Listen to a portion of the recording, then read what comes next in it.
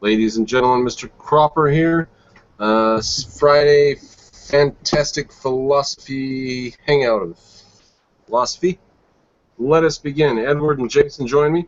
I want to do some stuff on epistemology and metaphysics, I think possibly by popular demand over the next few days. I think our Saturday night hangout should be basically on that. So I want to lay some groundwork and stuff about that. But do either of you guys want to say anything urgent while you come on this evening? How are you this evening? I'm just currently trying out a new flight simulator system. So I've got like a joystick and throttle and all sorts of wires all over my desk, so I got a bit distracted. I'm currently in outer space right now, and I've got a virtual reality system in the post as well, so when that thing arrives, I'm going to be completely divorced from reality, so... Yeah, don't be surprised if I'm a little bit spaced out. Well, that's a good place to be. All right, yeah. Jason, anything you want to say urgently before I depart into outer space? Hey, good evening. No, not really. Just stopped in to say hello. I had a couple beers already, so I'm not exactly 100% at the moment. I have my waitress bringing me a beer just now. Or included. Oh, your waitress, huh? So, the only thing I wanted to say is that... Yes, go ahead. The only thing I wanted to say is that Indian Pale Ales and extremely hoppy beers are really the best ones. Hoppy? I know you got that natural light stuff there, but yeah. Well, it's not a good beer. It's a drinkable beer that you can take many of without repercussions. That's all it is. Yeah. No, that's logical. Yeah, it makes sense. I mean, I drink skim milk as well because it's like regular milk except without any of the milkiness. It's like somebody walked past it with real milk, and some of the platonic essence of it leaked into the skim milk, and that's all I need. Yeah, but not much of it. Not much, yeah. Exactly, yeah. Well, what do you think? My question for the night is, what do you think of people who go to Starbucks and order decaf, skim, vanilla, NutraSweet lattes? I say that they are. Let's see. I don't know. Can I draw with a broad brush here? I think that they'll be the first up against the wall when the revolution comes. No, I think they're going to be in control of the police. That's true. Either them or Black Lives Matter. Yeah, even then, will they? All right, so epistemology is on the table. Edward, you've expressed some concerns about epistemology, metaphysics. Yeah. Well, I wanted to know what kind of response you have, because would you say, first of all, that you would say that, because I focus very much on not the epistemology and metaphysics, but largely on the other end of the scale, on the politics, sociology, that sort of thing, economics. So I always sort of like to brush up on my epistemology and metaphysics when I can, so I'm rereading through an introduction to objectivist epistemology, again, expanded second edition. But I wanted to know, would you say, in summation, in your words, that objectivist ethics is based on axioms, primarily? Well, we start with axioms and then we build up axioms of human existence, for example. This is good. This is exactly what I want to sort of get into. In a sense, everything is based on axioms. Yeah. But axioms are sort of special tools, and if you find yourself in a conversation where axioms are coming up, you are talking to a very, very smart person, and you are talking about very broad abstractions. So axioms are like talking about quantum mechanics or something. You can talk to an engineer about lots of things, but quantum mechanics don't come into it often. That's how axioms are. They're really broad, and so you can say quantum mechanics or whatever's going on in the atom world is the base of everything. You can say that, and you can say axioms are the base of everything. That doesn't mean that it's always staring you in the face. Now, it's always there in the background. That's a point to be made. But to say that ethics rest on axioms is a little strange. What ethics rests on is reality. Axioms is a concept that we bring in with epistemology when we say that people are opening their mouth. Look, he's opened his mouth, now I can talk about axioms. So axioms are a little bit special. They're a little bit sort of not... Okay, have I said enough? Can I get a reply? Well, I would say that how do you respond to proposed solipsism? By the way, sorry, welcome NeoCloud. Yeah, because I wanted to deal primarily with solipsism, because we've had people, one person in particular, who uses a projected solipsism to try to scupper people. I'm afraid somebody's watching. Is somebody watching our... And it's echoing now. If someone's watching this... Oh, there we go. Jason, you were checking us out on the YouTube thing. All right, Neo, you can unmute yourself. Will. Okay, somebody, go ahead. Not me. Not you? It was not me. Is it echoing now? I think everything's fine. All right, I'm sorry about that, Edward. Go ahead. Yeah, because we were dealing with someone, I won't name names, who basically uses a combination of the Socratic method and the presumption of solipsism on the part of everyone else. So they want to deny all of reality and they want to deny all axioms for the purposes of intellectual, metaphysical, and epistemological sabotage. So we're dealing with worst-case scenario opponent here. The absolute worst you can deal with. Someone who has a slash-and-burn approach to all of reality. Here's how I look at that. I look at that as they are like a 3-year-old or a rat or something. We have an overview. We know what's going on. We know historically what's going on and what their beliefs lead to, and we know philosophically what's going on and which philosopher they're talking about. They don't know any of that, and if they know any philosopher, exactly. If they know any philosopher or any history, they're confused about it. Can I ask who is they? The people who are confused, non-objectivists, Christians. Well, no, I mean, we're dealing with a particular kind of apologetics called presuppositionalism. I have my way of dealing with it. I'm not a presupper. Okay. Well, that's a relief. That is a relief. I will. Are you the Christian? Are you NeoCloud? Yeah, I am a Christian, but I'm not a presuppositionalist. Whatever the hell. Programmer. You know what I'm saying? I'm not Matt Slick. Let me just say that. Well, as long as you're not Matt Slick, I'm okay. I'm the one that usually builds bridges with Christians. Anyway, the problem is that I have my way of dealing with it, but whenever the issue gets down to metaphysics and epistemology, Mr. Cropper's already left. So I've never actually heard him respond to such issues as how do you know axioms are real? How do you know this is reality? How do you know or reality is an illusion? That sort of thing. Okay, so how do you... Okay, I do have a good one for that. How do you know reality is not an illusion or is an illusion or whatever? So I have a good one for that, and it's very short and it rhymes. That's how good I am, all right? Ooh. They say reality is all an illusion. And I wonder how they escaped the delusion. Okay, just put that to them. Oh, I really wish it was. You're just saying presuppositionalists. You're not saying Christians, are you? Well, presuppositionalism is Christian apologetics. I'm not saying you're not putting all Christians in the same basket. No, I don't do that. I'm dealing. That's why I specifically mention. I don't even want to mention the school of apologetics because it's like mentioning Candyman or Beetlejuice. I don't want to summon something evil into existence. Right. No, I'm just trying to understand what you guys are talking about. That's all I'm doing. Yeah, because we're dealing with people who are so intellectually desperate. They're so sick. Oh, I do too. I deal with them too. Yeah, go ahead. They're so completely. They've decades and decades and decades of getting their asses kicked that even other Christians. Do you watch Stephen Crowder's show? Louder with Crowder. Sometimes I do, yes. Yeah, well, even he, because he's a Christian conservative, he's fantastic. I love his stuff. And he basically remarks, even he notices that in a lot of the early days of YouTube, apologists would go online and they just get slaughtered. And Yeah. presuppositionalism grew out of that. So what they decided to do was just slash and burn and have a complete scorched earth policy, destroying all metaphysics and epistemology in order to basically and use a combination of the Socratic method. Let me break it down for you. I believe that Calvinism is the source of precept arguments. So go ahead. Yeah, yes.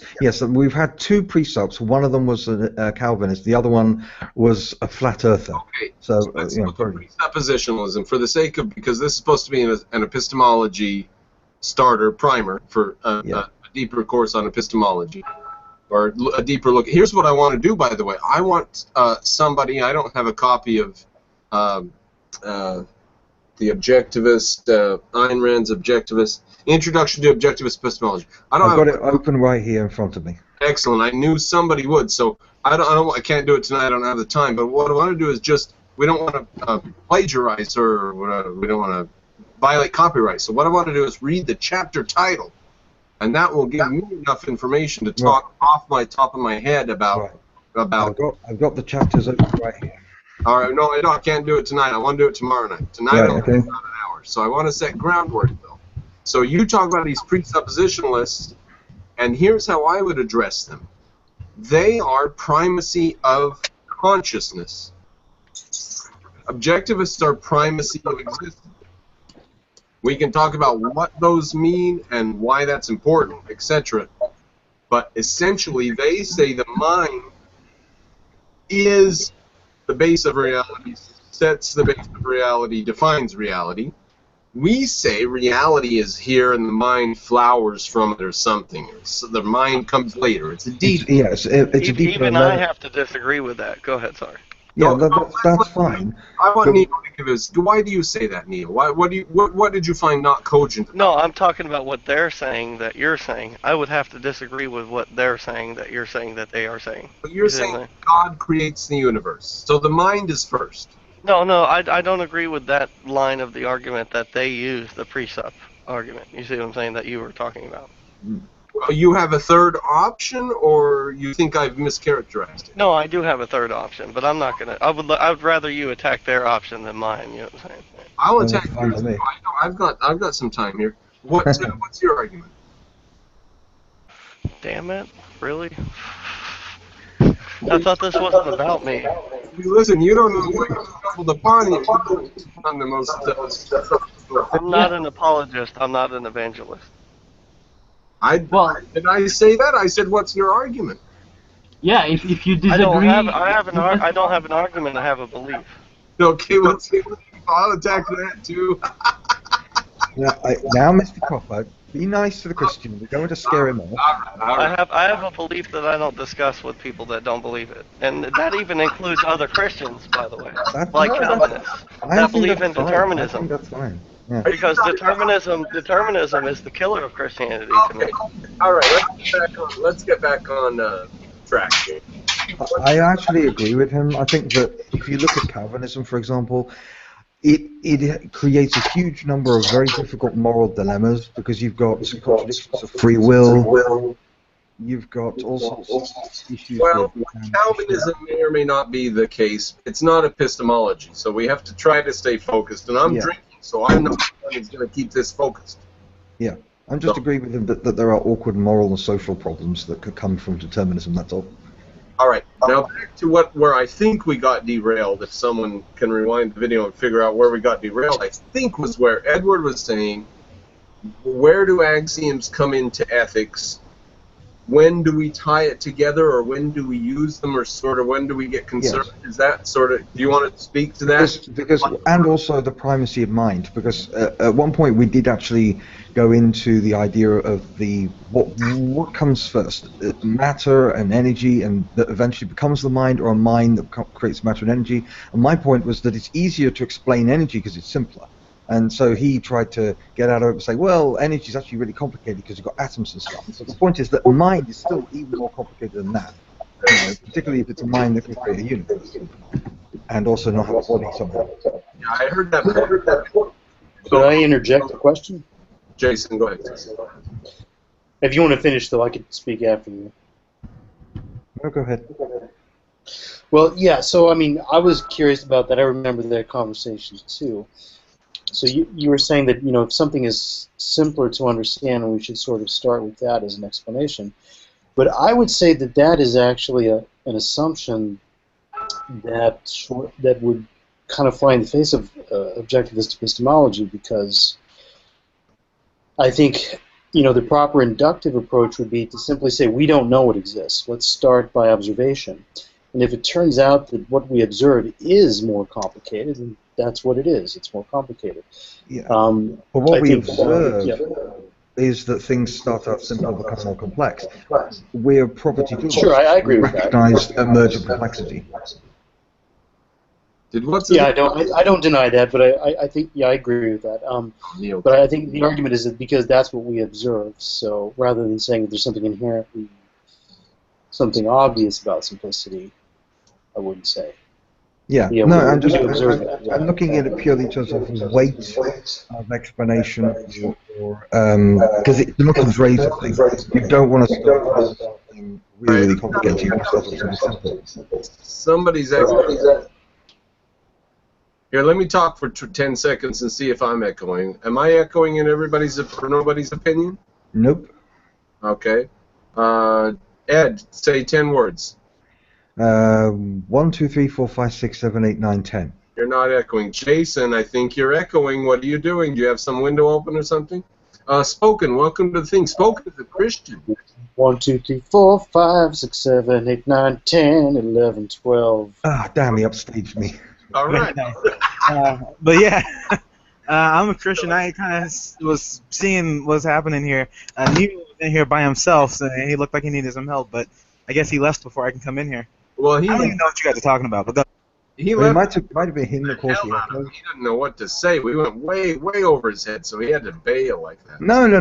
I think either he was causing the echo and he realized it, or he just likes to keep it personal. Because in my country, Christians keep their beliefs to themselves. It's not unlike in your country where it's the major platform of one of your major parties. In my country, we do not make politics and broad public affairs linked in with personal beliefs. It's really considered a taboo.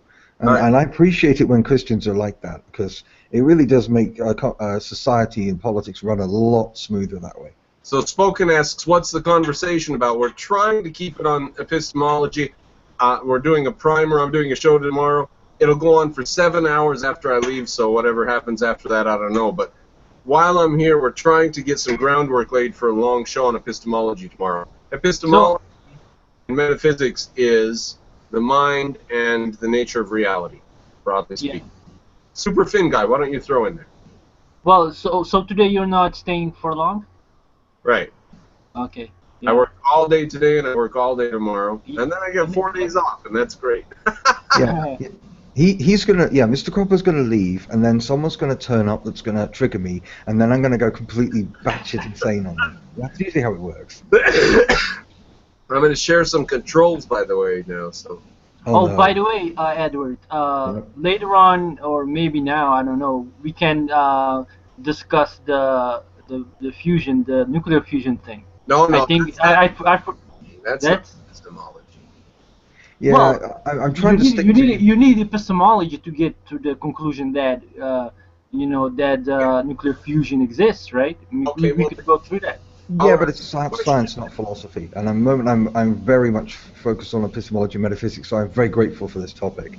Because as I say, I typically deal with the politics and history. So I deal with one end, and then he deals with the other end. The science thing is something in the middle that I will get round to, absolutely, but at the moment it's not a priority. So there's only so many hours in the day, and I've got space to blow up. So let's chew it for a little bit. Super Fin guy. Yeah. Let me put a quick question to you, and you take 2, 3, 4 sentences and do what you can with it, okay? Okay. How do the axioms, there are 3 of them, how do they apply to ethics, or are they... Go ahead, if you can say anything about it. Like, for example, exist and exists. Identity and consciousness. A is A. Existence, identity, consciousness, yeah. Okay, consciousness.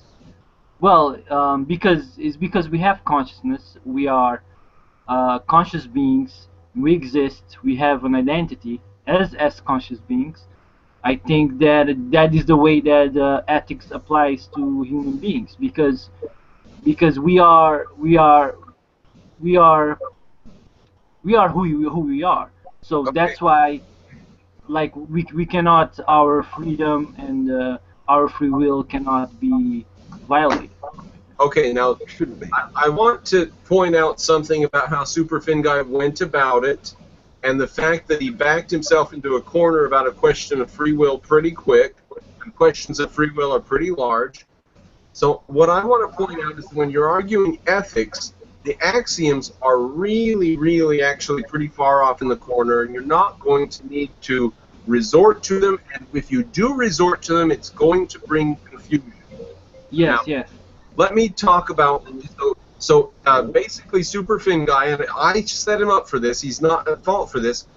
Super Fin Guy tried to derive ethics from the axioms, and that's what you do. That's the only way to get ethics. So he's not at fault for that, but that's not how you talk to people about ethics, because they are, unless they are quite abstract and reasonable and logical and well-informed, the axioms are going to go way over their heads. So axioms are something that we know about and understand, but you cannot pull them out. You can't use them. They're like a little secret.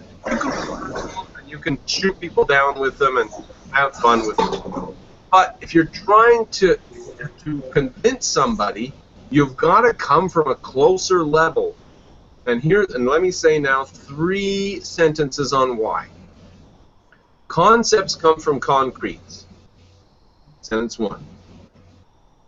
Concretes are sometimes not the basis of concept. There we go. Like justice, right? There are other concepts inside of justice. Then a chair comes from concretes. Justice comes from events. But would you say that it's based on the concretes of cause and effect, justice? Well, it comes from concretes, though, and yeah. Everything comes from concretes, but justice means some event with concretes. Yeah. That's an abstraction. An event is not something you point to except by interaction of things. So it's an understanding of what's going on. So it's one level above. Now, the special thing about axioms is they entail all of that. All of it. They don't leave out abstractions or concretes or any combination of them, or when they do somersaults or anything. Therefore, axioms are extraordinary. They are very, very far-reaching concepts. To get someone to understand the concept of chair is pretty easy. To get them to understand justice is more difficult. To get them to understand an axiom means that they have to be able to think about and abstract all the things and events in the universe. So you have to be careful pulling axioms out. They are like a howitzer.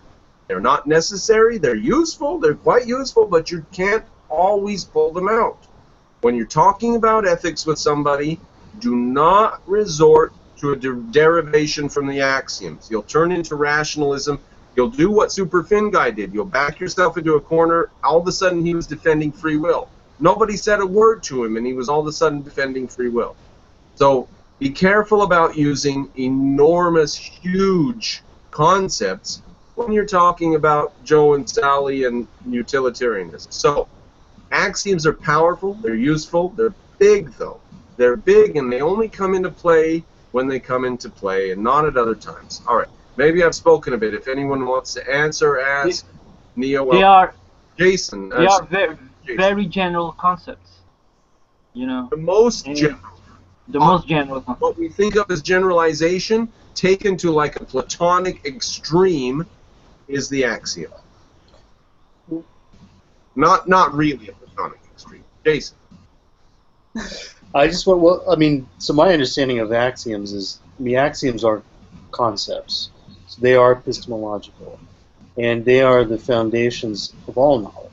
So it certainly includes ethical knowledge as well. But I think you're correct. You've gone a little bit too far. You say they're the foundations of all knowledge. It's not true. Sense perception is the foundation of all knowledge. Okay, okay, that's fine. So we start with perception. You're right. Yeah. Axioms are really, really far from perception. They're the furthest thing from perception that the mind can do. So to say that axioms are the base of all knowledge is a grievous error.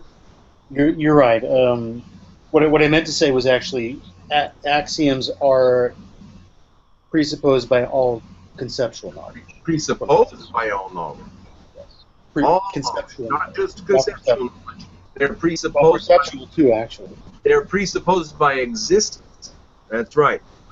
But to I mean, say, even in a sense, perception, you're presupposing that something exists. well, that's the That thing. you're aware of it. Now, It is. Okay, Right. go ahead and finish, and then I want to run away. You say that again? What? Okay. I wouldn't say that they are presupposed. I would say they are observed. You know, you're not assuming that you're seeing something. You're actually seeing it. Well, the evidence for them is observed. The concept itself is not. But Yeah. he makes a good point. The axioms are presupposed by everything. True. Now that does not necessarily mean that you have to remind someone who doesn't understand these deeper things when they're talking about ethics and what to do. You don't have to remind them necessarily that they are presupposing the fact they exist. Now, maybe if they're really intelligent and they're pulling out some high cards, you can do that. But it's not necessarily fruitful. It's not going to gain you any ground with them. They're probably going to get confused by it, and you don't need it. It's always there. Sometimes you need it. And if they're playing high cards, you do it. So, okay, go ahead, Jason, if you were jumping in. Well, I think the only way it would come into play is in understanding. You're asking maybe what is morality and where does it come from? Then you're going to be asking, what are values? And so you have to answer that question. What are values? So if you accept the axioms, and you're going to look at reality to try to understand what values are. If you bring in, primacy of consciousness or subjectivism, you're going to have somebody bring in some arbitrary thing like the forest and the trees or the standard of the good, and et cetera, or anything, just whatever they feel. Or utilitarianism. Now, for some of this, like with the definition of a value, there's not a way to derive it. Okay? So what I do is I say, a man on a desert island, would he have to act selfishly? Is selfishness relevant to him? Is ethics relevant to him? Of course we say it is, but that starts the conversation with the other person. And Yeah. it is, what did I say wasn't relevant? How did I start this? What did I say? So understanding what a value is? Yeah. You can't derive what a value is. You have to show them what you consider a value is, define that, and there you are. So what you do is you show them a man on a desert island. You say the things that leave him dead are bad. The things that leave him flourishing are good. So a value is something that makes man flourish. You'd say it's descriptive, not prescriptive. Exactly, and there's no intrinsic nature of value. If they say, well, what if he goes and climbs up to the highest rock and dives off and kills himself, then what about values? Then where's your argument about values? I say, it's gone nowhere. My value is still the fact that it's valuable to him to stay alive, and the things that keep him alive are valuable. You say he went and jumped and committed suicide. I'm not interested in him anymore. I'm only interested in people who want to be alive. And then we can talk about suicide or whatever if you want to. But And I have a question too, when I can jump in possibly. Go ahead, man. go ahead. No, Spoken, why don't you see what you're... Because we're all objectivists, so why don't you say something? Well, I was just thinking because, it seems like with ethics, and you guys are using a lot of lingo here that I'm not really familiar with, so I may be touching on something that's way off base here. But it seems like in terms of ethics and them being spread from one person to another, what reason would someone have to accept someone else's subjective ethics? That makes Okay, sense. well, my point about the desert island is that ethics are objective. If there are right and wrong things to do, the right things to do on a desert island by yourself would keep you alive. The wrong things to do would kill you. Now, I use that as the base understanding of ethics. and that's based on the axiom of identity. No, the You know. axiom of identity is there. Yes. Yeah, it's derived from it though, because we as humans, we have an identity, we have a nature. Is that true? Is that really true that a caveman sat around and derived his survival from axioms? Wait a second, real quick. In a subconscious way, maybe. No. Axioms are there. They take them for granted. They're the background. They're always true. Like I say, you pull them out when someone plays high cards. Otherwise, you leave them in your pocket. You know about them. The other person's using them. If they violate them, you can try to explain it to them. But axioms are a really high card. So, well, I would say that axioms of identity is important because the axiom of identity is absent from a huge percentage of modern philosophy, and that we need to focus on identity because the identity, as in the nature, as in the characteristics of human beings, is the primary determinant for what is good, what we need to survive, why we need to be rational. We need to be rational because of our nature as human beings. We can't live off just thin air, and so by our nature we have to use our minds to survive on more than that. So I think axiom identity is relevant pretty early on. Well, I was going to ask another question to Brandon too, if I can. Are you saying that ethics are good if, like on a desert island and whatnot, the ethics would be good if it keeps the individual alive? Yeah. Like so, but what if the person values nature over his own life, and so that he doesn't want to kill like the wildlife on that small island because he could deplete the sources. Therefore, go ahead. Okay, so I just want to mention to everybody, I told you that some suicide case would have come along as an argument.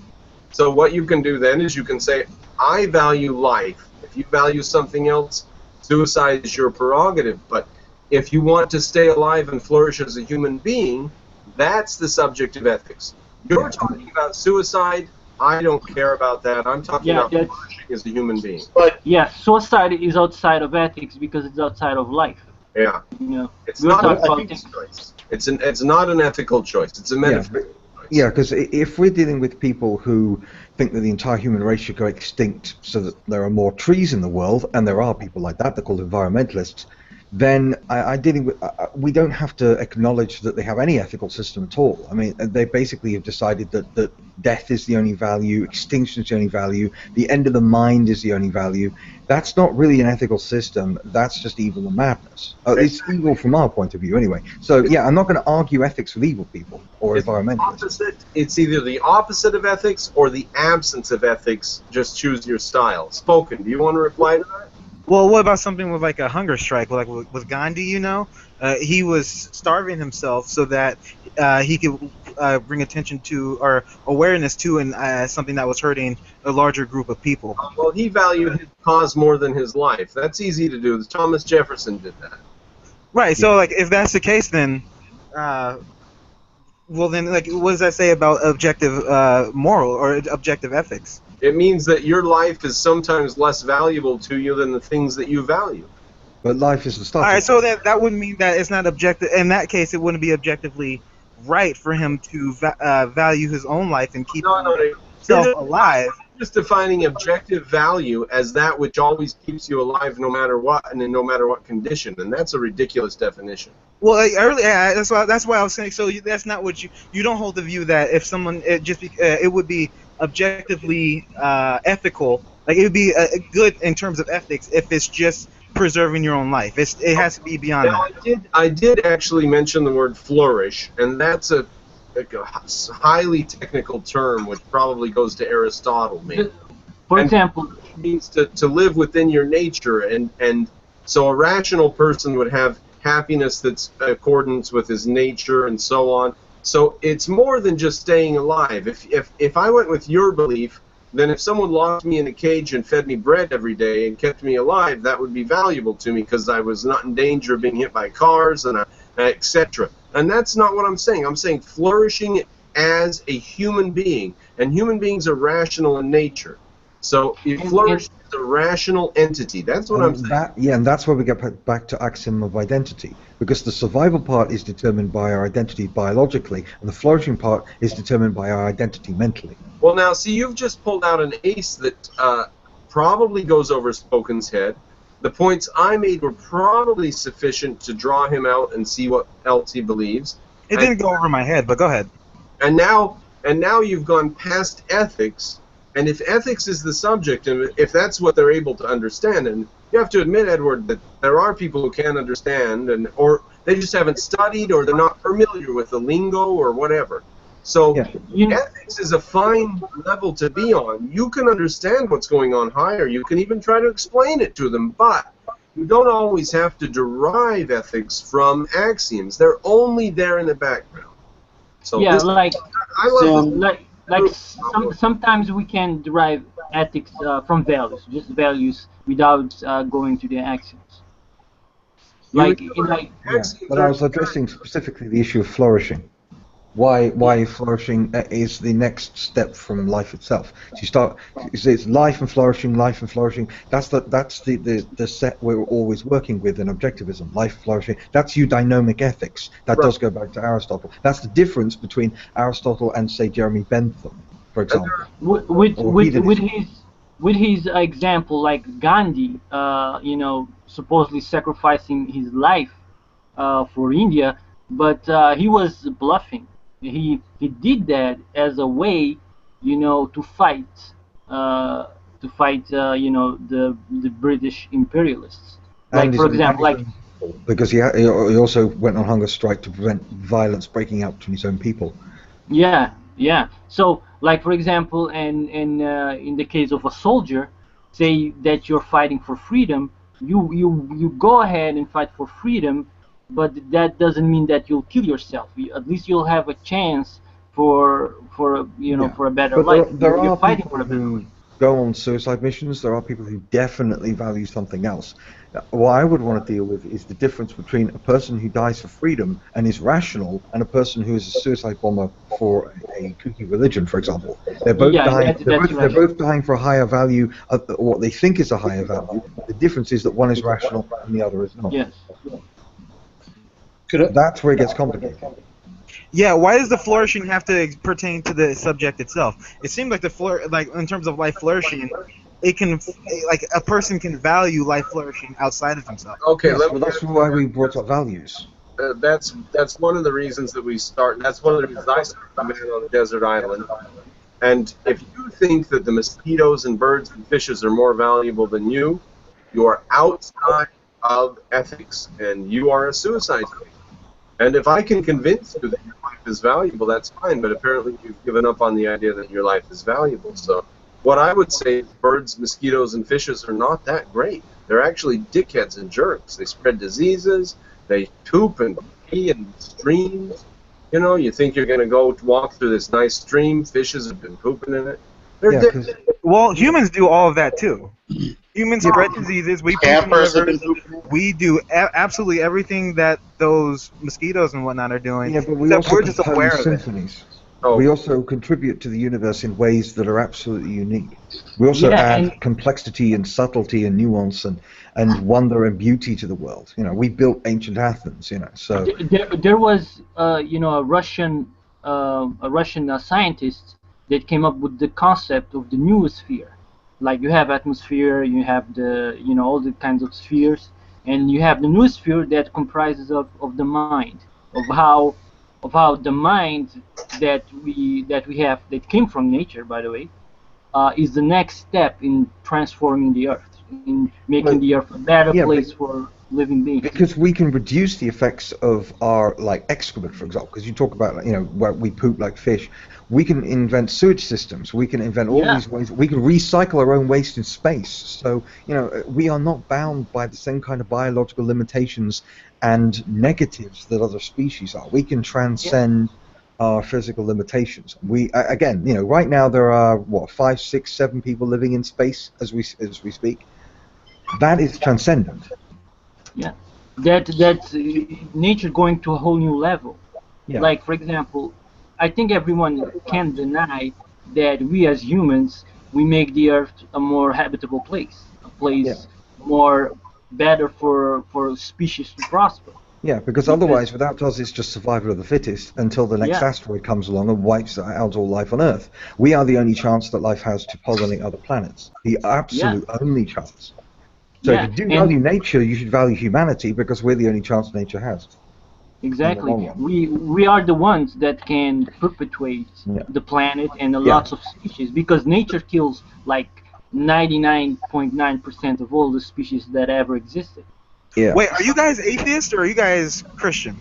I asked that question because if you guys are saying you guys are putting so much importance on Earth, nature is what made us.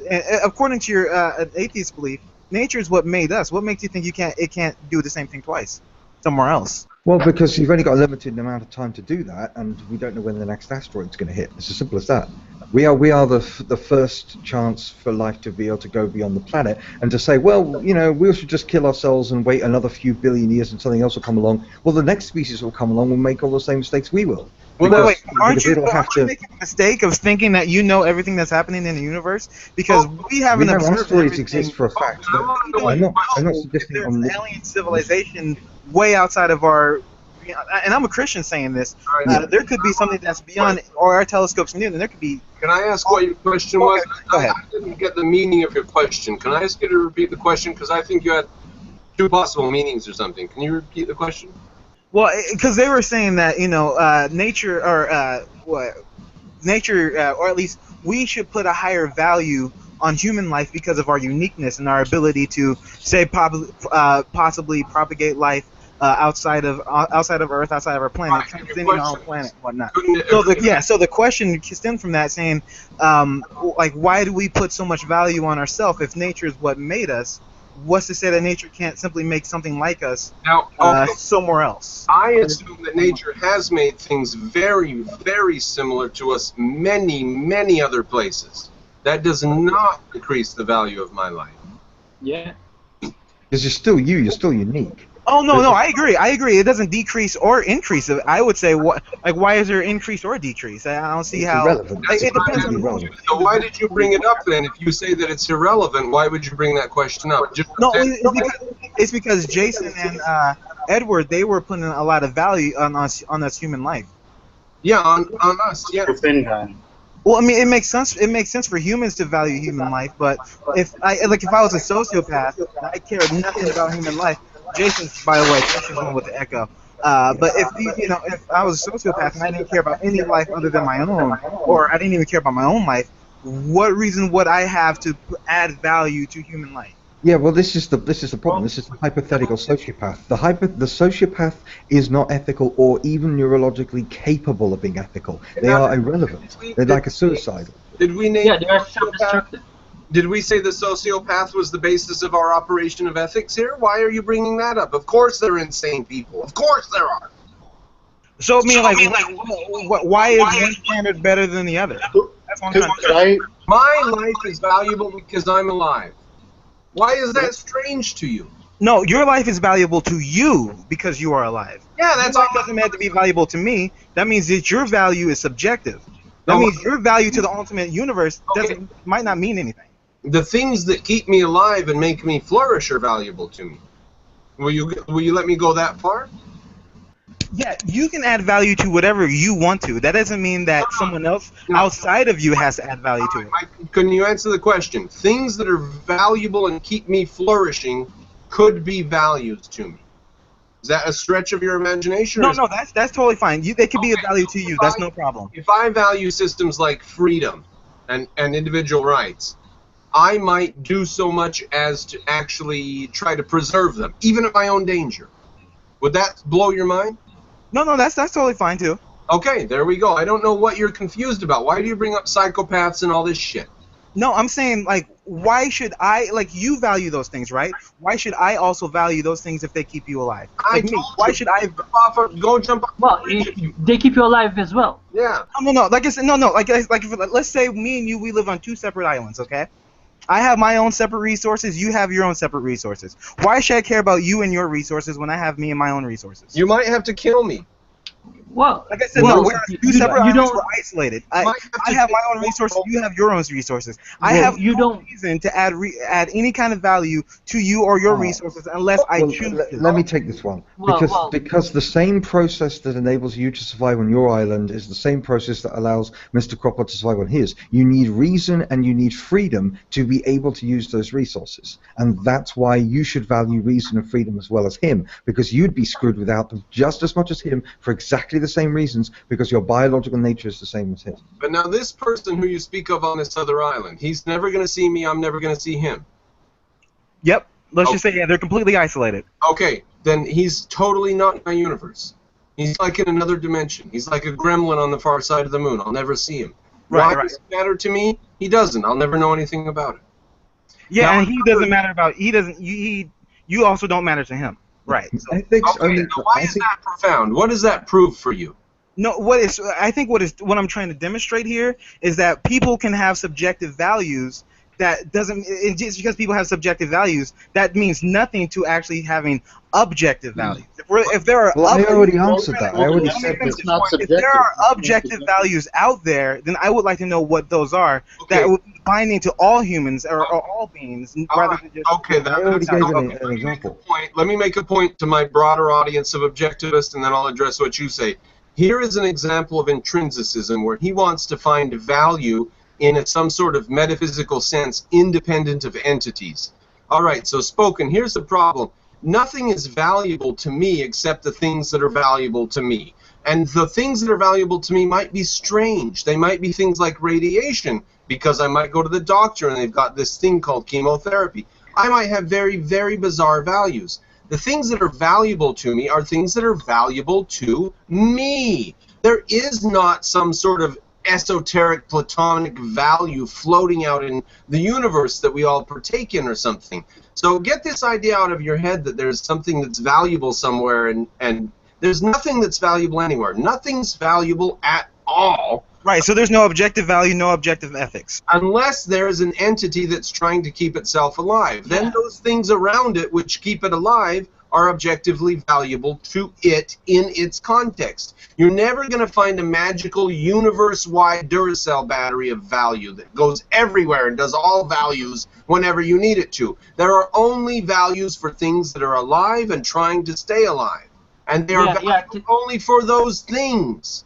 Yeah, because you have to take two things into account. One, the fact that we're all individuals and we all have unique values. And two, we're all human beings, and so we actually have a nature which also implies, at least if we value our own lives, similar principles. As I say, we all require reason, we all require liberty by our nature. So that there are shared universal values due to our shared nature, but there are also separate values due to our separate nature. So I like to take into account both of those things. Can I jump in and talk? Say something to Spoken. Jason and Superfin, you two go. And I just want to interject one thing real quickly before Jason goes on. I would like to say that take the whole universe, take the galaxy. Those things have no value without a valuer, without someone to value them. You know, so that's the point. Like things are valuable to you as a human being. It doesn't imply, as Brandon says, as a floating spirit of value or something that makes things value. So, all right, yeah. So go ahead, Jason. I just want to. So Spoken, and this will take things back to epistemology. Is I think to understand where we're coming from is start out by asking the question: why do we have ethics at all? Why do people? What does it mean to say we have an ethical system? It means that we're telling people they should make certain choices according to some standard of value. They should regard some things as good and worthy of preservation, and other things not good. So where does that idea come from? Like if you take like a scientific inductive approach and look at rocks, they don't make choices, right? Rocks don't make choices. For some reason, the only things that make choices are living organisms. So this is like an observation. So, as a human being, you make choices primarily because you're a living organism. And the objectivist position is that the reason you make those choices is because of the nature of what life is, in that it is a conditional process. That if you don't. It has certain requirements, like breathing, eating, materialistic requirements. But it also has, because we're human beings, we also have spiritual requirements, like integrity, honesty, self-esteem, knowing that we're good enough to live on the earth, that we can deal with reality, those types of things. I'm just trying to, that's where we see, looking at the world, that's where values come from. So they are based on, think about if you were able, if nothing could possibly hurt you, if you could not die in any way, shape, or form, nothing could make you unhappy, why would you take any action at all? Well, Neil, I'm so sorry. I'm not sure who you. Anyway, I was gonna say, because generally, I think we're all on the same page here, which is why it was just gonna bring me to my next point, which is, if there is, and I think we're all agreeing on this, there is no true, I guess, according to your, I believe that there is, but with your views, there's no true, I guess, objective ethics in terms of something that will be binding to all people. It's kind of how what people I may have my own set of values and whatever, you have your own set, we all have, and a lot of times they will be the same, but sometimes they'll be different because we'll have the occasional psychopath or whatever. That's all fine. I don't like where that leads us.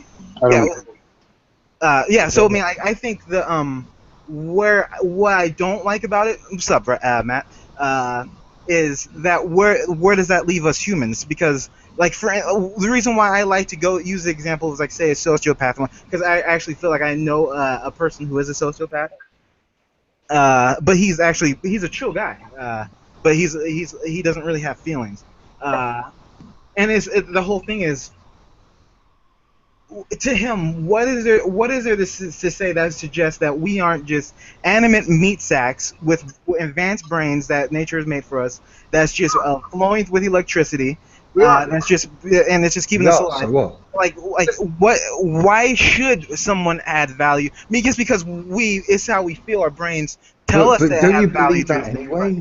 You may believe we have a soul on top of that. We believe in a soul as well. You may believe in a metaphysical soul. We don't. We don't believe in that kind of soul. But the point is that we are meat sacks. We do have electricity going through us. How does our material nature in any way endanger any sense of ethics? Why does our being material and reductionist is just? I'm not saying it does. Yeah, I know, but other Christians constantly suggest that it does, and it's a bizarre suggestion. Yeah, Ed's a good point. You're raising this question again about where do you find value about, and I'm saying it's not floating somewhere out in the universe. It's a value to each individual. And you're apparently that's very, very strange and difficult for you to grasp. Imagine how horrible.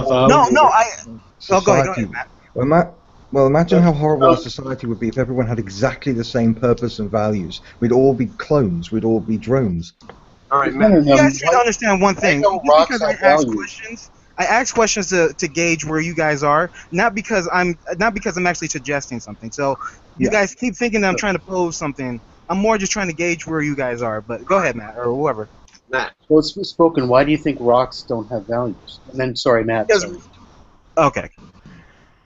Good question, Jason.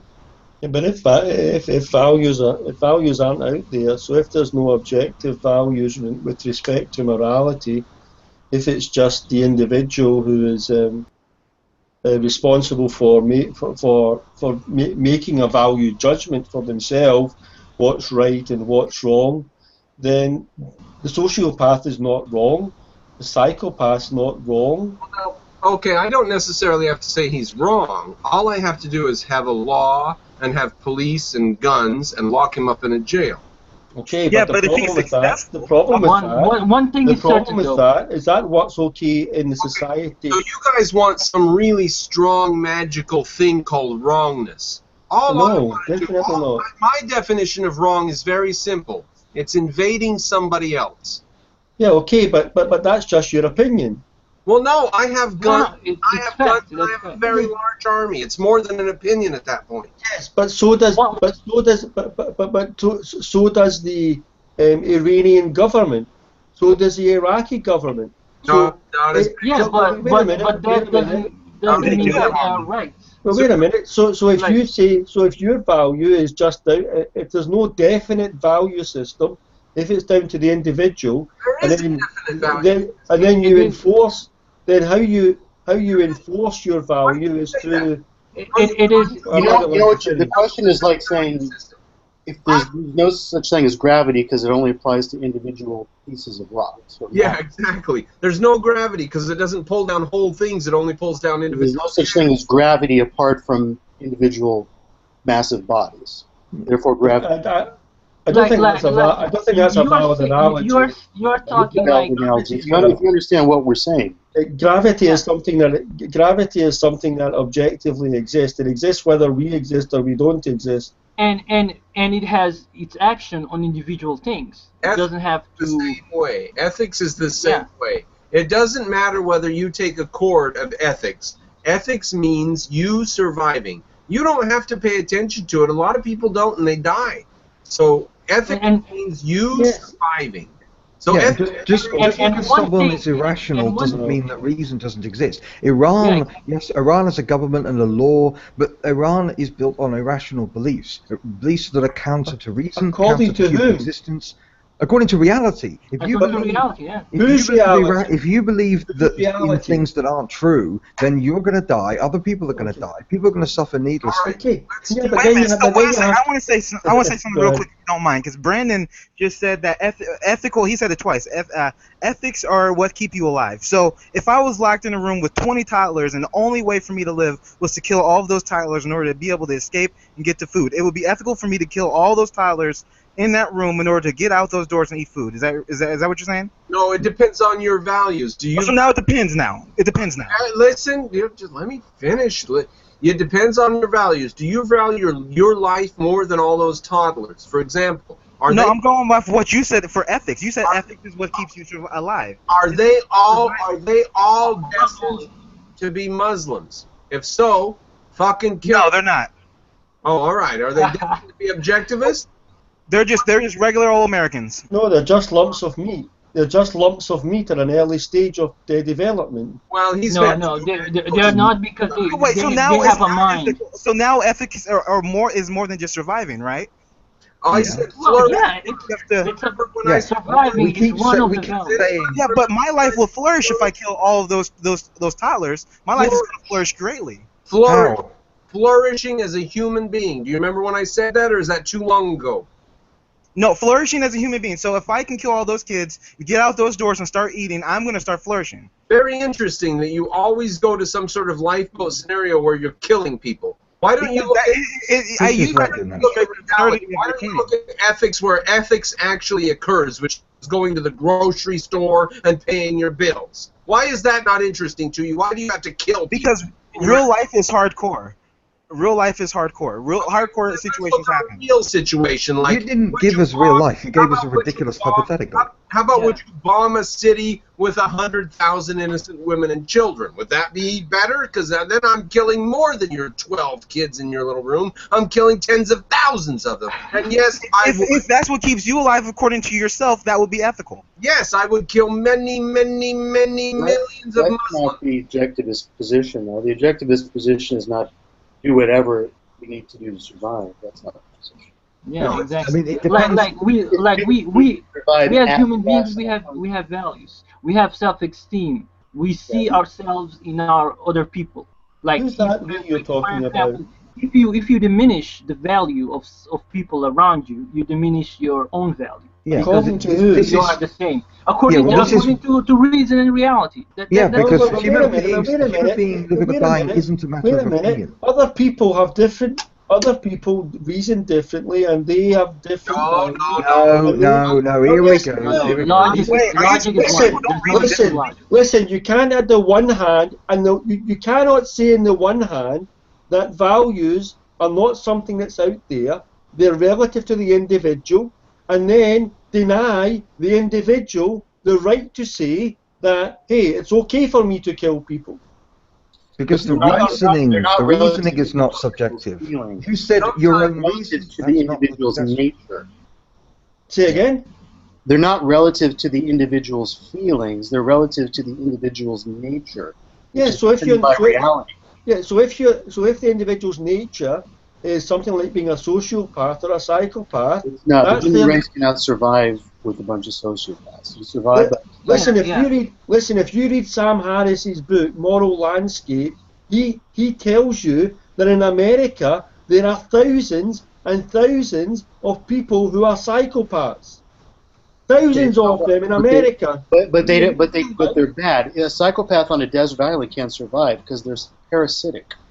They require psychopath to adhere to reality to survive off of it. A psychopath on a desert island will actually better survive than someone who's not a psychopath, because a psychopath will have Let me explain why. The psychopath will have no restrictions on killing any other human being there. That's a danger or a threat to them surviving. Division of labor is better for you than killing everybody. Yeah, exactly. Like a sociopath would kill himself. Why would he kill himself? Because it's a lot more risky. I want to bring up a question. Is this a desert island with no other human beings on it or not? Because why do you say that this guy who would automatically go out to kill other humans? You think selfishness means hurting others, don't you? Selfishness is defined for you as hurting other people. A person on a desert island is selfish. Is that right? That's not how I define selfishness. It's not about selfishness. Is about looking after yourself over and above anyone else's concerns or well-being. Over and above. It's about survival, though, and you encounter another person on the desert island, and that person is willing to work with you and not hurt you. It's in your self-interest, and survival value to not kill that person. Yeah, and if the sociopath or the psychopath recognise that, then they would work with the person for as long as it's convenient, and then they would kill them. Sociopaths don't recognise that. That's the point. If that person respects them. I mean, if that person tries to kill them. Why respect people?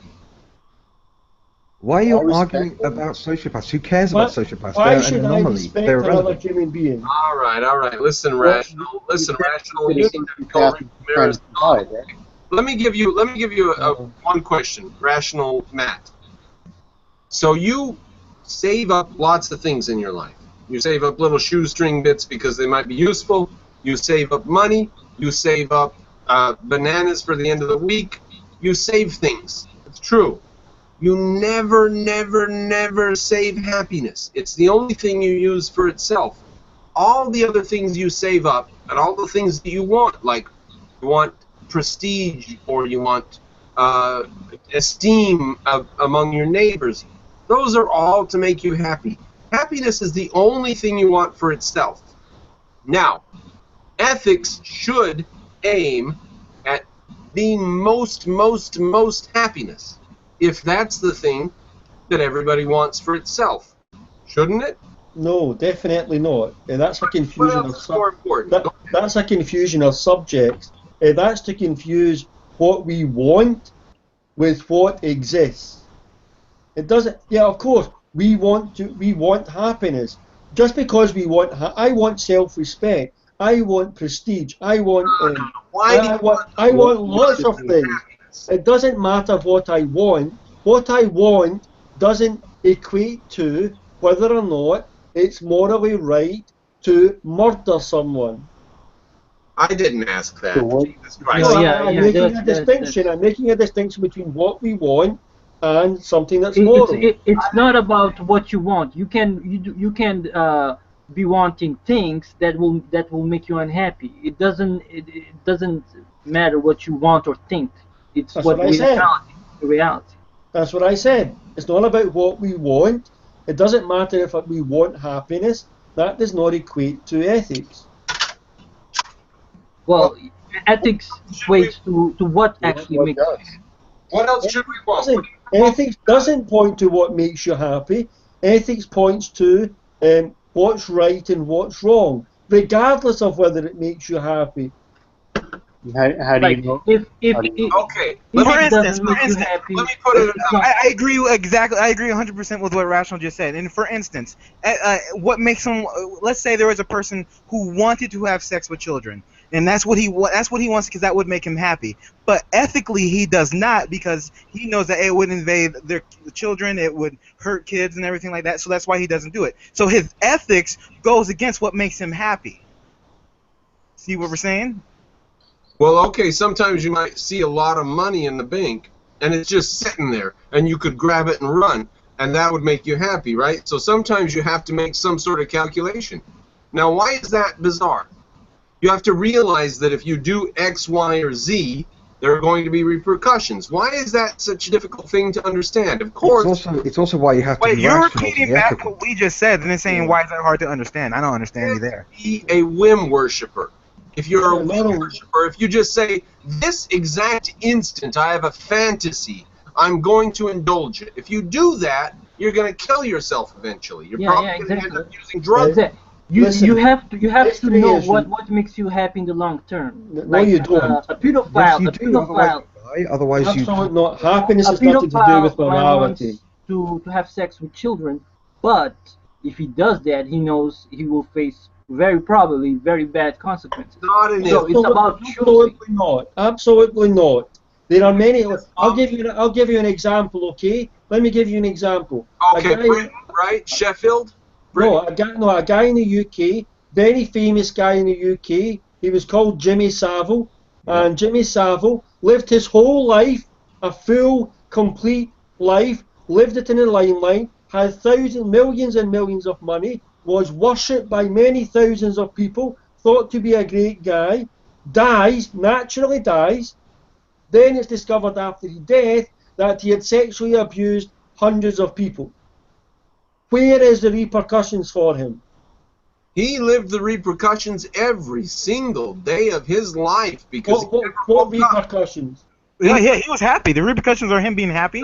No, he was very happy. No. He never woke up without a clear. How do you know that? Well, how do you guys know that he was happy? You're just assuming he was happy. Whatever. Everything external. The pedophilia makes you every happy. every external indicator that we could see demonstrated a man who was just as happy as what I think you are, or you think I am, or anything else. Of course, it might be the case. It might be the case that he wasn't actually happy. But the thing is, you're making appeal to things that we do not have access to. You're speculating. You're defining happiness as somebody getting away with an atrocity, and that's a very bizarre definition. It's happiness to the person if that's what made him happy. Exactly. Because it's subjective. I guess you guys think Hitler's happy and Steve Jobs probably was. And you think that a masochist is a happy person? Yeah, of course a masochist. Yeah, of course a masochist. They're neurotic people. Yeah, of course. All right, well, maybe we should return to the concept of epistemology for a while, because this has gone wildly off track.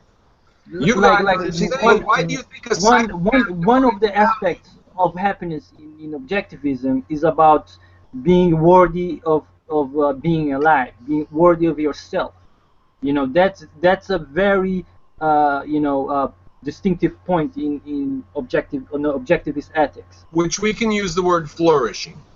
It's to flourish as a human being, not to be alive. I mean, Jimmy Savile flourished because other people weren't aware of his true nature, and he basically spent a considerable amount of his time alone in a caravan, constantly afraid, because he would have been. Who wouldn't have been? Unless he was a sociopath, or unless he was retarded, he would have been aware of the consequences of his actions. He would have been aware that any number of people that he harmed could have gone to the police at any time and they'd actually listen to him.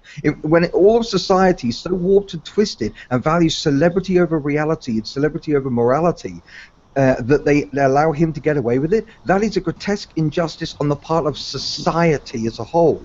Yeah, that's just speculation. That's pure speculation. What? Pure speculation. No, it isn't. We know why he got away with it. I know the Jimmy Savile case very, very well. People knew he was a paedophile, and he got away with it because people value celebrity more than justice. That is a huge social problem that needs to be addressed. You don't want to live in a society like that. He would not have got away with it. Following the investigation into the Jimmy Savile paedophilia there, no other person was convicted of concealing him, of concealing his involvement as a paedophile. So why do you think the BBC came under fire? So, if that's the case, if no other person was convicted of aiding and abetting or concealing or in some way aiding and abetting Savile, then either you're saying that basically that the police investigation was just as corrupt as the okay, but then we know it was. I remember people. Then you can't make recourse to the reliability of the law to deliver morality because you're saying the law is corrupt. We're not relying on the law. Then what are you relying on? We're relying on reason. We're relying on reason. We're relying on rational evaluation of the facts. Reason does not take anyone to a jail. Reason does not put anyone in prison. No, we do, which is why we have to apply reason. It's a judiciary. It's a justice system. Yes. It's lawyers. It's a justice system that is failed. The justice system is supposed to be. I knew about that. I knew about the paedophilia thing with Jimmy Savile long before he was arrested. There were people investigating for ages, but there was no. The police refused to look into it. The BBC refused to look into it. It was a grotesque, catastrophic failure on multiple levels. Jimmy Savile's great. Off onto a point that Jason makes in the point over here in the comments. Ethics is not here to tell how parasites and criminals should act. Brilliant point. What is ethics? Ethics is how people who want to live act. Now, there are criminals, and what we do with criminals is up to the ethical people. And the ethical people will use guns, and the criminals will use guns. And the ethical people will hopefully win. You don't get it. You don't get it. If there are no objective moral values and duties, if there is no fact of the matter about whether something is wrong or right, then who are the criminals depends where you live, depends in which culture you belong to. For example, let me give you an example. If, for example, if in the UK or America we were to find a homosexual, take him up to a tall building, tie their hands behind their back, and throw homosexuals off these buildings, we would rightly be taking the perpetrator of that to court, convicting them, arresting them, taking them through due process, and incarcerating them or killing them. Okay. However, that's the rule of law. That's the rule of law here. However, if you go to Iran, that's happening on a daily basis. It's not to be moral. We've already dealt with this. That society is less rational. It's not to be moral. It's thought to be moral, and it's the rule of law. Yeah, according to a ludicrously irrational set of beliefs. Let me ask him. I have to depart pretty soon. I have a better question for you. You gave this example of throwing people off buildings, which is happening in Paris, in Amsterdam, in Berlin, and in London. So don't give me this shit about the Middle East. It's happening where you motherfuckers have let your society go to shit. But a better example of your question would be the difference between the United States and Nazi Germany, or the United States and Soviet Russia. That would be a better example. Listen, if Hitler had been successful in his endeavours to take over the world, basically, you right now would be sitting here speaking to us in German and saying, "Hi Hitler." Okay, well my response would be, ethical people are rational and pay attention to reality. Unethical people are irrational and do not pay attention to reality. Now, when these people fight each other, there's one group that's looking all around going, I'm confused, I don't know what's going on, and there's another group that's very reality-focused and does know what's going on. Now, the Germans, obviously, were not rational people, and the Americans, in the scenario I'm mentioning, were. Actually, Real no. quick question. Who deems who's rational and who's not irrational? Exactly. Reason. Nobody. You deem it? Reason. Okay, so, Reason but I can law. also deem it too, right? Or are you the ultimate authority, Brandon? Reality does. I don't. So Reason. reality doesn't. Well, wow. No, you were saying correcting you pointed to determine who's yourself. You scientific. said you deem who is irrational and who is irrational. You want But I could Not also deem arbitrary. someone rational Reason is not irrational arbitrary. too, right? want is So, Reason like, is not arbitrary. hear me out. So if I deem, let's say me and you, we look at Matt. I deem Matt as rational. You deem Matt as irrational. Who's right?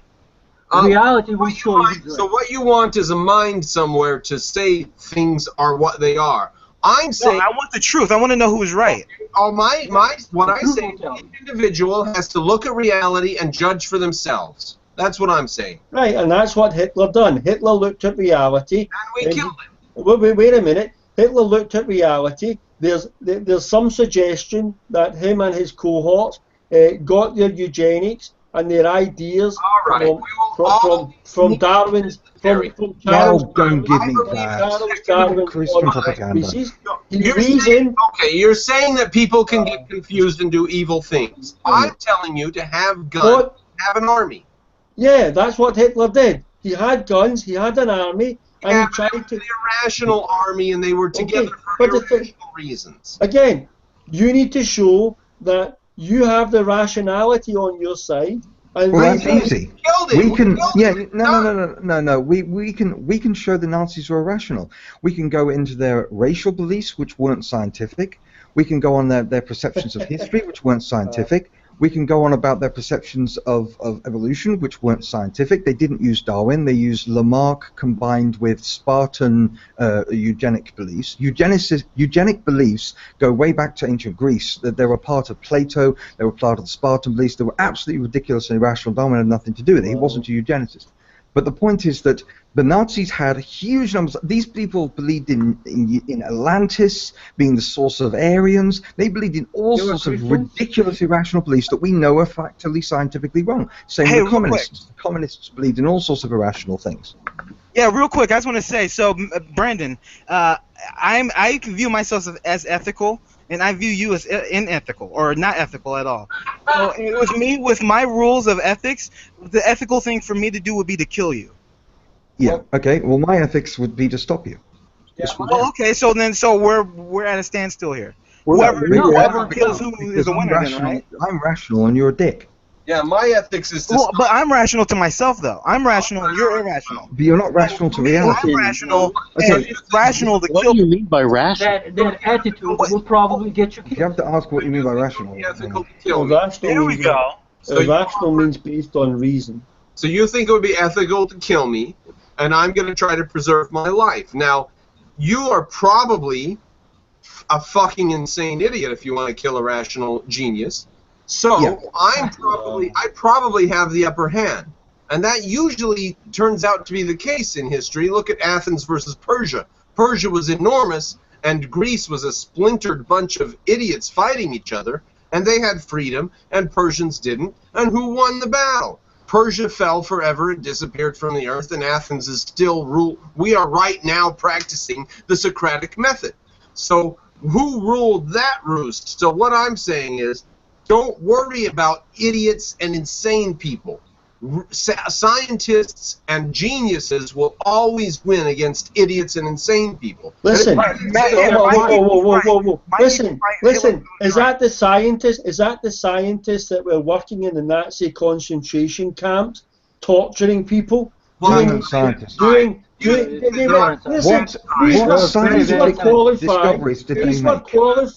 were qualified scientists in their respective fields. That wasn't science, come on.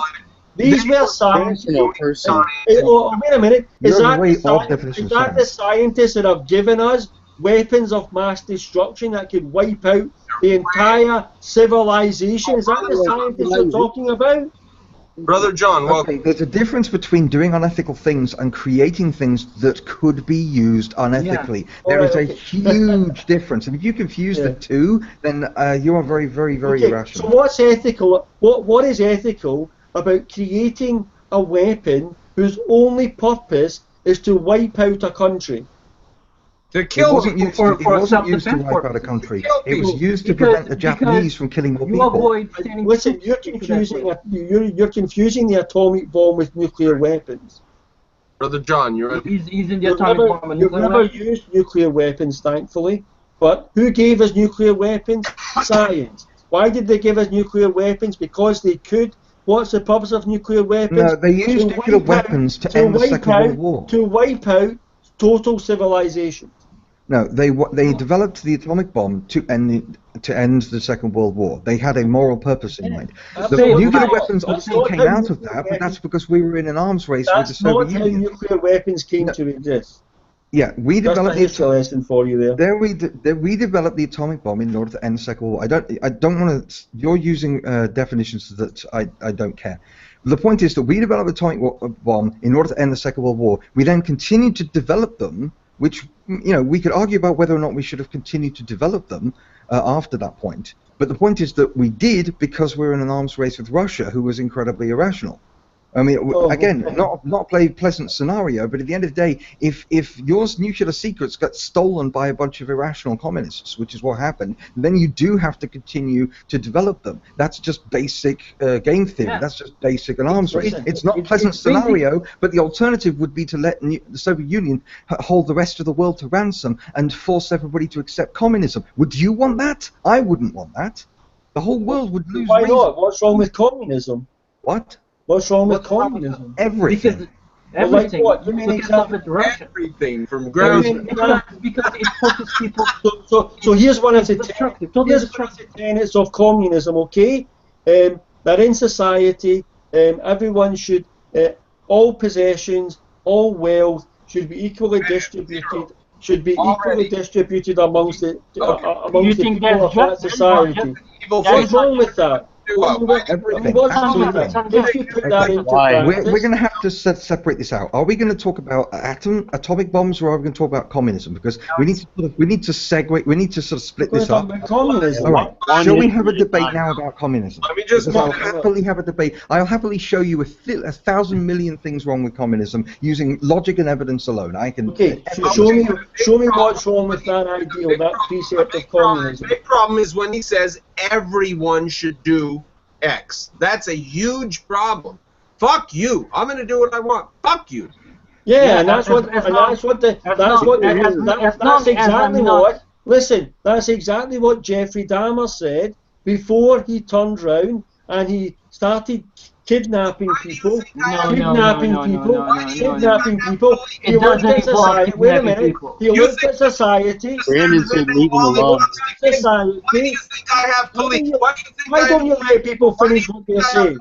Why do Why you think I have aren't police you for? Why do allowing you people think to I have finish police? what they're saying? What do you think I have police for? Why do you Why aren't you allowing people to what do you finish their think I have comments? police for? Why do you think I have police No. force? Why Why aren't you allowing people to finish what they're saying? Excuse me. Because you're all over the place. Excuse me. Why He's just ranting now. Excuse me. Why do you think I have a police force? Excuse Why me. do I have a court? Why do I have a military? people too, Let me answer your question. I want to ask you the question. Why are you not allowing people to finish their comments?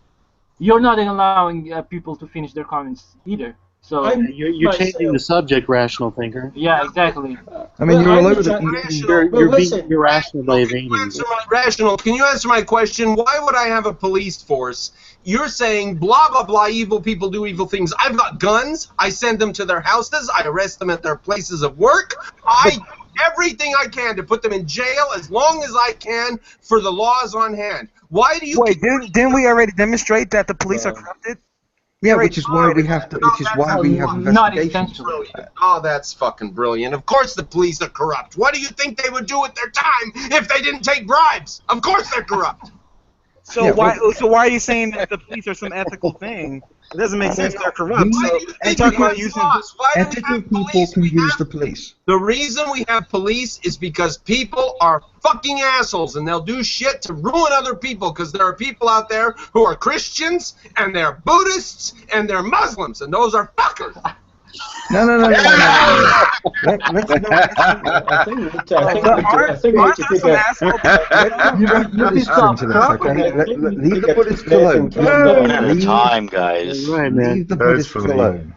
Leave the Buddhists alone. The Buddhists were the kamikazes. Every kamikaze was a Buddhist. Yeah, but they didn't. That's so true. But we have There's a lot Christian of police Buddhist officers, we have bombers, too. Buddhist police officers, we have Christian police officers, That's true. we have That's asshole true. police officers. What So are you you're doing? talking about using these same people to inflict your law. We have Christian police officers, and here you are on the Google Hangout. What are you doing about it?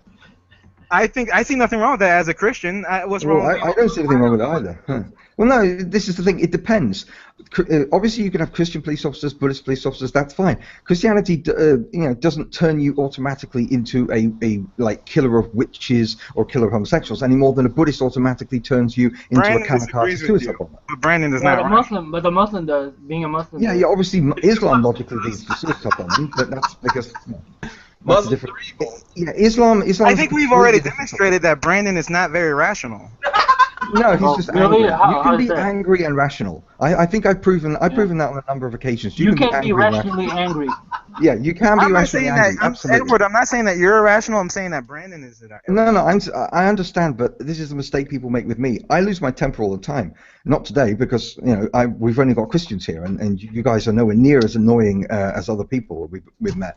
But the point is that you can be angry and be rational. He does make a point. That's why we have a court system. We have problems with courts. We have problems with police. We have huge numbers of problems with all sorts of things. But the point is that we know because of our ethics and we know because of reason what the problems are and how to fix them. Let me tell you how to fix it.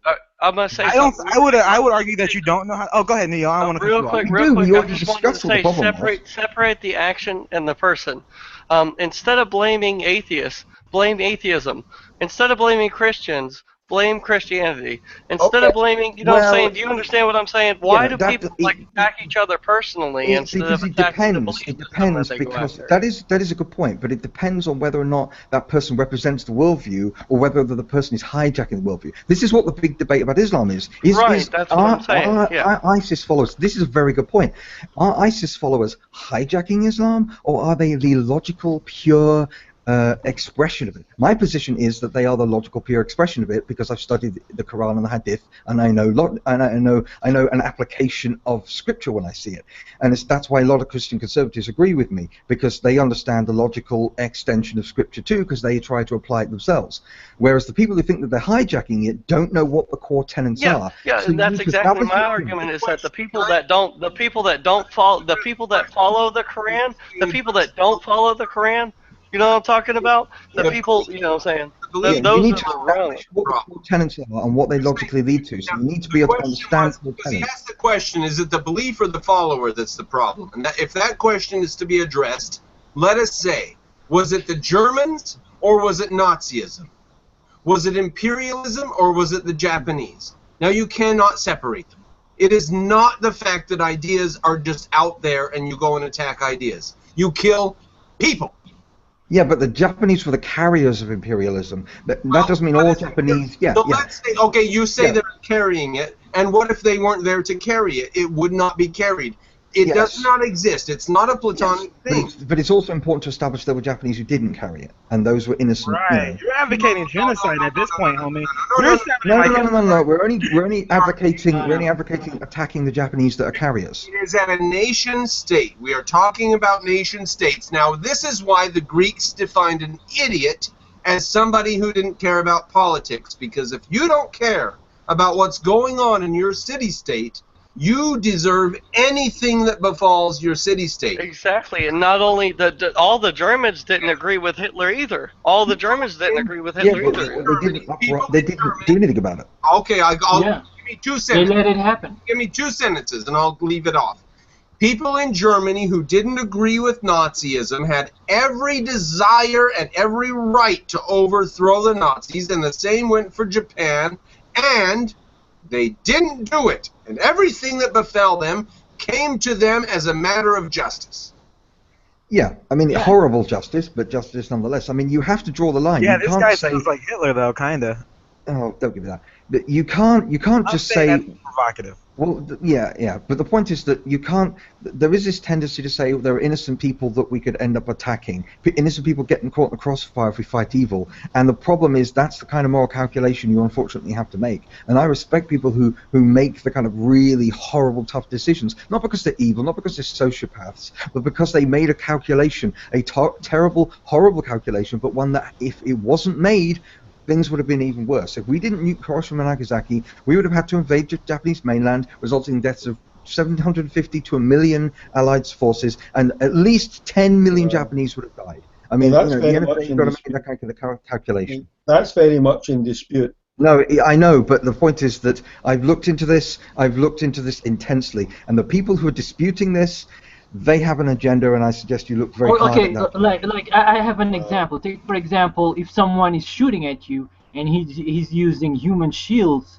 to protect himself, wouldn't you shoot those human shields? Of course you would, because you're interested in your self-defense. Yeah, well, I'm talking No, about that more wouldn't be like ethical. someone else has to save millions of other lives. I mean, Yeah, when Truman said to nuke Hiroshima and Nagasaki, he was basically saying we'll kill tens of thousands, but we'll save millions of the people we're attacking, let alone of our own forces. I mean, Yeah, it so was it's okay to kill children, babies, women, innocents. Yeah, as long as the end justifies the means. No, That's the end. no, that's the kind, nobody's saying that. that's the kind of ethics you're putting out Okay, there. If the end But justifies the means, and not only that, you're putting out selfish, in a selfish way. If I'm okay, fine. It's not just selfish. I specifically said that Who cares about you?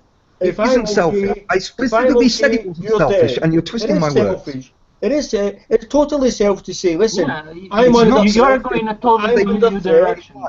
It's totally selfish to say, I'm under threat by conventional warfare.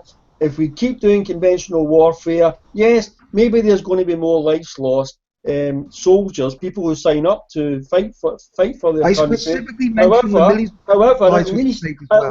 at least if we do it conventionally, even though No, there listen might be to more lives lost, at least we won't be indiscriminately killing innocents, children, Oh, women. don't be ridiculous. Let me clarify. That's what's Firstly, happening because in that's the not damage atomic anyone. bomb. I Firstly, don't value children more than any other type of human being. I Yeah. value men, I value children, I value women.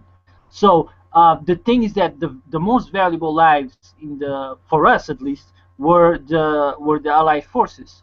yeah, why are you devaluing their lives? But the point Yeah. is that innocent lives were going to die anyway. After all, we were using conventional bombing at the time. We firebombed huge percentage of the Japanese cities. Yeah. Way more people died to conventional firebombing in Japan than died to the atomic But what bombs. did you And do the point before is that that? innocent women would take What their did we babies do? in that. Listen to me. Wow.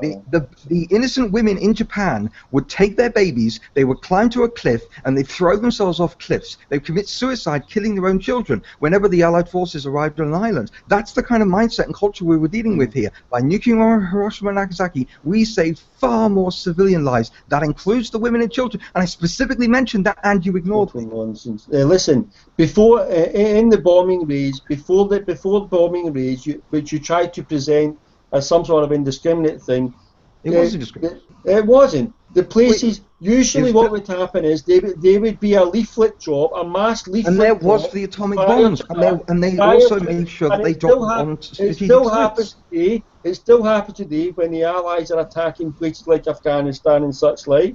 There's Yeah, a what's leaflet your drop. point? Evacuate. The point is, that there is an option given to human beings who are the innocent. Evacuate this area. Yes. This area. They don't have Evacuate. that Yes, option. yes, If and they they did that for choose- Hiroshima and if they Nagasaki. choose What's not your to- point? If they choose not to evacuate, then they have made a decision for themselves to put themselves in deliberate harm's way.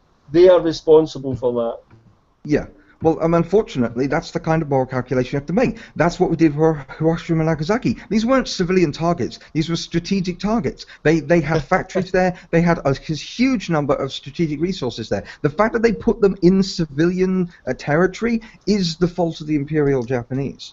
And the fact is that we did do huge leaflet drops just before the nuking of Hiroshima and Nagasaki. And as I say, we weren't going to kill that many more people than a typical bombing raid. What we were going to be able to do is demonstrate to the Japanese that we could kill them without them being able to really do anything about it. And that's why what caused them to surrender. We denied them their glorious victory and their glorious defeat. Their glorious defeat, which is what they were most likely going to face, would be to kill at least 1 million allies while being taken down themselves.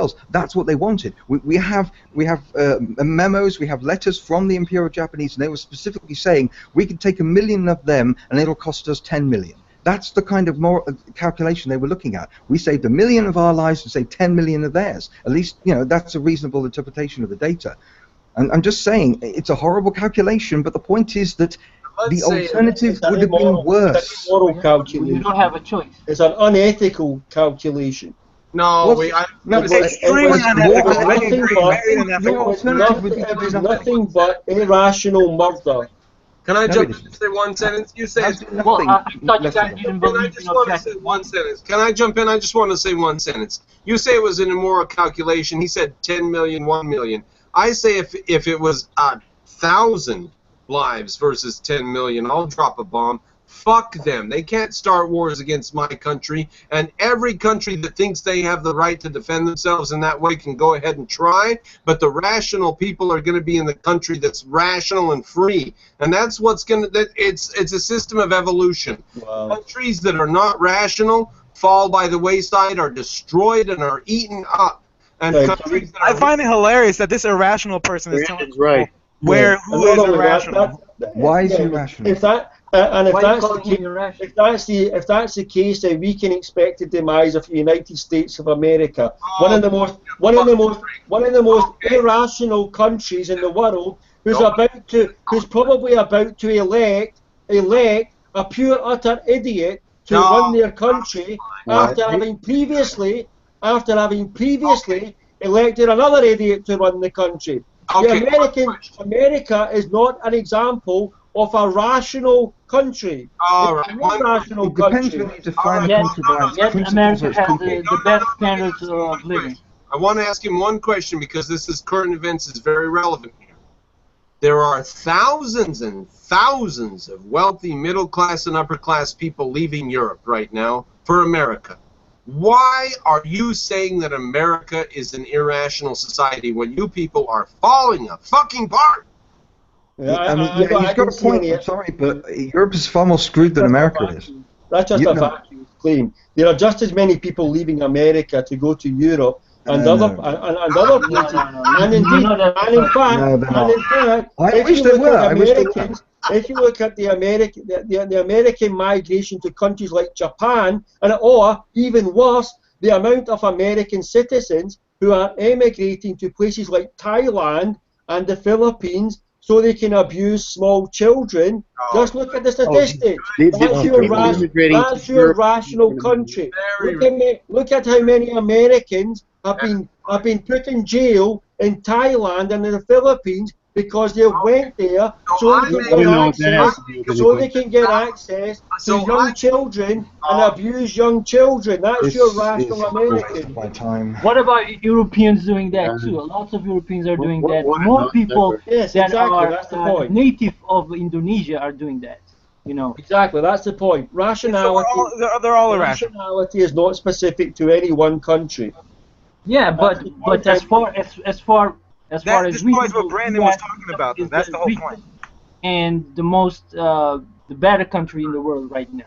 I don't see any other country that's yeah, okay. So I've lived in the UK all my life, right? So I've never lived in America.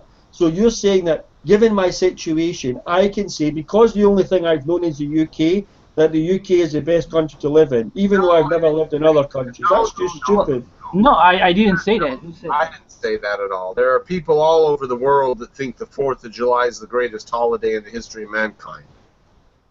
Yeah, I'm sure there is. Yes, of course there is. It also doesn't mean anything. Just remember, you were once a colony of my country, and that would be the best thing that could happen to America. To come back under the rule of the UK. Just give us the 53rd state or the 54th state or something like that. That is why That is why America saved your asses in World War II. Just give us some time. We'll be there. We're going to have you like we Oh have. yeah. I remember that. I remember when America stayed out of the war, stayed out of the war, stayed out of the war until Pearl Harbor, until they were hit. And I said, Rational oh, wait thinker. a minute. We better go and do something here because now they're hitting us. So otherwise, America stood by and allowed someone like Hitler free reign until it impacted them. Now, are we the definition of evil, or do we try to avoid war? You need to make up your mind. You say that we're the definition of evil? America doesn't try to avoid war. I mean, just look at what it's doing in Iraq and in Afghanistan and all other sorts of... Actually, the problem with Iraq now is pulled out. Whenever there's oil and profit, guess what? You'll find America there fighting wars. Wherever there's not oil, you won't find America there fighting. Hey, Australia Rational recently thinker. found a bunch of oil. You think we're going to invade Australia? They recently found almost as much as Saudi Arabia has because of fracking. Do you think we're going to invade them? I doubt it, because they're a free country. And free countries don't fight each other. If you had an excuse... Afghanistan has oil? The country doesn't have a lot of oil. Australia? No, Afghanistan doesn't have much oil. Well, there's always some conspiracy theory, it's about a pipeline or Halliburton or something. The left always have conspiracy theories. My point would be that you're trying to discredit a room full of rational people, ultimately in order to promote a Christian worldview. Now, is a Christian worldview rational to you? Who's trying to do that? Well, I assume that's where this is leading. Why would you constantly be challenging rational people? Well, first of all, do you think you're rational? What ground do you have to judge doubt other people's rationality? Are you rational to you? Do you think your worldview is rational? For your information, I regard human beings as to be generally rational creatures. So, apart from why do you keep going about psychopaths then? I'm not calling you psychopaths and you. No, but you keep using them as hypotheticals. What I'm trying to do is I'm trying to demonstrate the obvious bias being demonstrated in here towards your own particular countries and your own particular view of morality and ethics. Why shouldn't we be biased to our own countries? We live in them. Because it's very limited thinking. You're an idiot. The world is bigger than your country, much bigger. Yeah, but you have to prioritize people that mean the most to you. Otherwise, you're an idiot. I mean, saying, well, I don't care about my family, I don't care about my community. I'm a global citizen. I have like an automatic mute button to mute everybody when I had a brilliant thought. Jason, I want to correct you for just a second. Not everybody should believe in the country they're born in. Ayn Rand was born in Russia and fucking hated it. So there are... me too. And Super Fin Guy is a case. So there are people, like I said earlier, the 4th of July is a very, very important holiday for people all over the world. And some of them hate and despise the countries they were born in. So I wanted to correct my good friend Jason, and I'm sure he and I will hash this out when we have beer in a couple weeks. Yeah. Well, yeah, I mean, the thing is, for us, whether or not a country is worth defending or praising, it depends entirely on its nature. As an objectivist, I value America because it was based on rational principles. It was built upon rule of law, it was built upon limited government, it was built upon the rational process that the Founding Fathers used, that was in turn built on John Locke and Tom Paine, etc. Whereas I don't value many other countries, not because they're not my country. After all, I'm not American.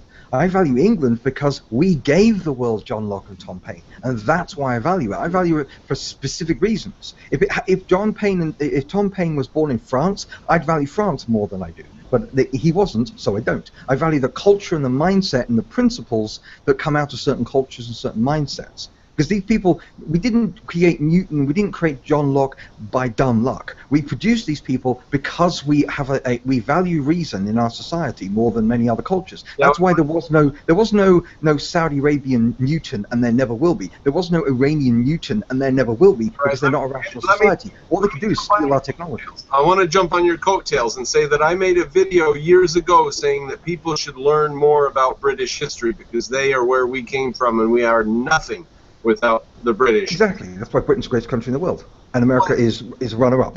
Plus, I also mentioned in that video that British history is very boring because it's all about princes and each other. It's a bunch of shit. It's a bunch No. Kings and queens killing each other is awesome. Yeah. It makes Well, good drama. I personally don't put We have any to value have common in law. the UK, so why should I care about their history? I don't care at all. Well, why do you appreciate freedom? Do you appreciate limited government? Do you appreciate rule of law? Do you appreciate the I Constitution and appreciate the individual benefits rights? of freedom, and I prefer it. Well, then, in that case, you need to study how those principles were derived. No, I don't. Well, Yes, you don't you understand. You, No, I you don't. need I to can still reap the understand. benefits of You should, freedom without knowing the history. well, you need to understand what freedom is Then and where it comes you from and will how to make the defend same it. mistakes. No, Okay. but here's the thing. Yeah, My application. We lost a lot of our freedom, and you But need hear me out. you wish to Okay. preserve I freedom. want to ride on Super Fin Guy's Right now- I want to say that with Super Fin Guy, you'll make the same mistakes like the Greeks said. An idiot is someone who doesn't have an interest in politics. You will end up in a city-state that gets invaded and destroyed by a more intelligent city-state. Yeah. All right, and at the listen. end of I'm the in day, America. I'm a black guy, and I'm free. All right. So like, I don't don't be complacent about that. care about the UK. Why I'm should just, I care I'm just about saying. the I'm UK? just saying. I don't know Don't be about the history of complacent. the. Are you okay? You're not gonna. Go ahead. Go ahead. Yeah, no, I am listening to you. The point is that my country developed freedom for specific reasons, and we lost them for specific reasons. And you need to be aware of what those reasons are. You need to be aware of why my country is less free than America. No, I'll why I protect can't. my freedoms with a gun. Well, yeah, but that's the point. We lost our guns, and you need to understand how and why we also lost free speech and a great many Well, other you things. lost, my opinion is if you lost your gun, you're not rational and you're stupid.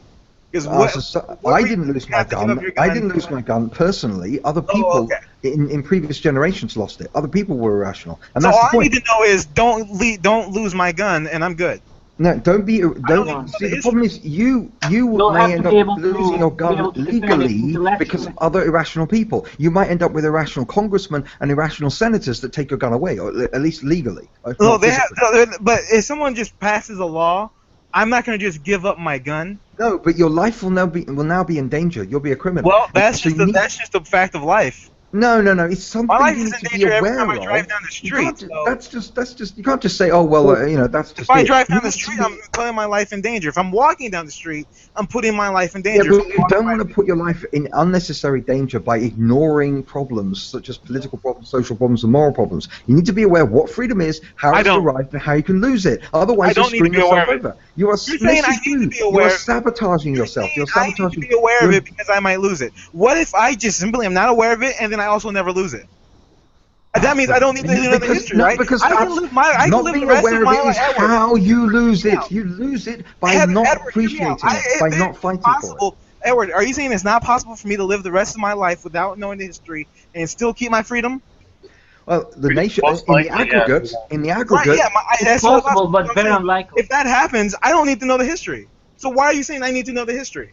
because you Because need to because it's you need unlikely. to articulate and defend your liberties, not just you, I but the don't. whole I can do that with a gun. No. No, you The can't. Of Americans, no, because it isn't settled by a gun. It's settled by debate in the Congress and the Senate. You need to have a large number of Americans who can defend and articulate and understand liberty, because you don't right now. A lot of Americans don't understand and don't care. They don't give a shit about history. They don't give a shit about John Locke. They don't give a shit about Jefferson. They don't give a shit about Madison. And so when people come to keep people argue for destroying the Second Amendment, which they are doing right now in the Congress and the Senate, there aren't enough people standing up and saying to their congressman, get in the Senate and defend my Second Amendment rights. And here's why: X, Y, Z, A, B, C. You need to I be will able say to put this, pressure. Edward, You need real social quick. pressure. Edward, I would say I'm playing devil's advocate, so you guys are getting kind of emotional. There's no reason for that. No. I get emotional. Listen, the reason why I'm doing this is I'm demonstrating that you're saying that all this stuff is needed. I'm saying no, it's not. I'm trying to get you to tell me why it's needed, because I can present scenarios and hypothetical situations where all of the stuff that you're talking about being needed is not needed. Yeah, but But I just don't explained. think I just explained out that of it is reality, needed right they're- now. You have got people in the Congress and Senate arguing about taking the Second Amendment away. Right They've now, been doing in that this- for years and it hasn't happened. No, I know, but the point is that they are really pushing it right now. This is the And worst. they've been really pushing it for many years now, and I know, it still but hasn't happened. Yes, but sooner or later it will. You can't just say, "Oh, they're it not." will? Are you sure? 100% sure? It happened in my country. It happened in every single country in Europe. But yeah, but us Americans, we seem to be aware of that, which is why we have that law in place in the You first said you place, didn't care. and why every time it's been You pushed, said you it has been didn't care. rejected. So since it's been rejected over and over again, Asserting authority. I want to jump in without asserting authority. Listen, we have a description of this, and objectivism. We describe this as a disintegrated mentality, that I propose a generalization, and you go off on the edges of the generalization and find the 1 or 2% of things that are an exception to it under very special rules, and you focus on them. And that's your personality. That's everything you're doing. We're providing very, very large historical generalizations that apply to many, many societies over many centuries. And you're saying, well, here's Joe over here. What if he had a unicorn? And what if his unicorn had a big penis? You know, but I would be Joe. Well, you're being ridiculous. You are focusing on every extreme unrealistic scenarios. Extremely unrealistic exceptions. Well, my scenario so far has been realistic. I have a gun to protect my freedoms. The courts have been rejecting. I mean, you're right. There is definitely a push. I live in America. There is definitely a push in the Congress and whatnot for gun control, and of course I'm against it. Yeah. All that stuff is happening. But even like I'm saying, even if they pass a law, I don't care. Okay. In order for them to get my guns, they have to take it from me. You don't care. That's how a lot of Americans think. Let me answer. They can't come and take it from me. They can come and tear gas my house and then come and take my guns. They can do that. Okay. But you don't care about that. Let me answer him. So you have even gone one step further. I have shown all the stuff I've shown. You've said that's true, but what if they come try to kill me? So you're pointing even further to disintegrate my point. You're doing everything you can, including going into your house and letting them tear gas you and kill you. You'll do anything to let my point not stand. Fuck you, my point stands. I'm saying it's not. I was actually arguing with what Edward was saying earlier. I don't know what your point is, Brandon. I think you might be confused here. He's saying it's important for me.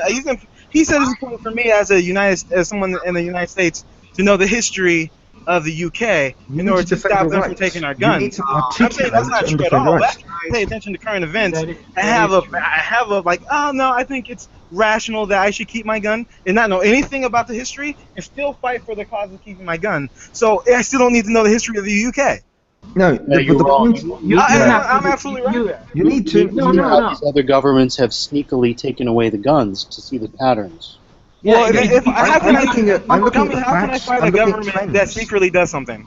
Yeah, I'm looking at the trends here. If you can't defend your position, you will get fooled around by the government and for people that know that you're ignorant.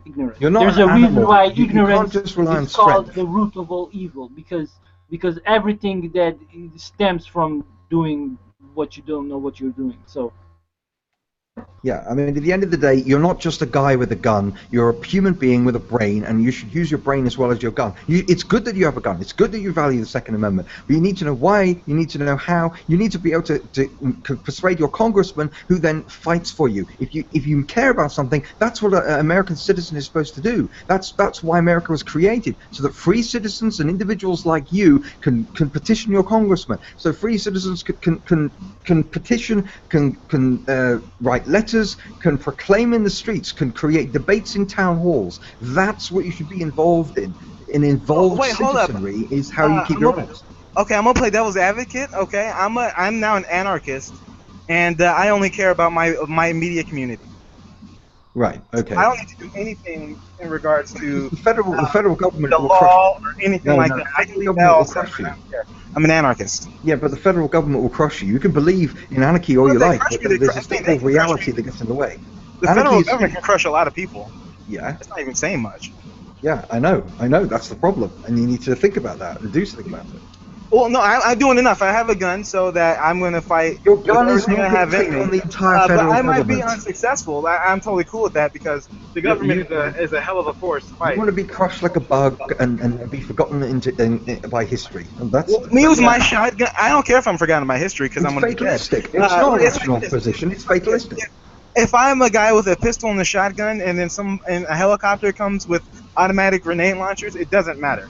So now you're a nihilist. It matters because I can't fight someone on a helicopter with an automatic grenade launcher. Which is why you argue and defend your position so it doesn't get that far. Are you suggesting because the military already has that?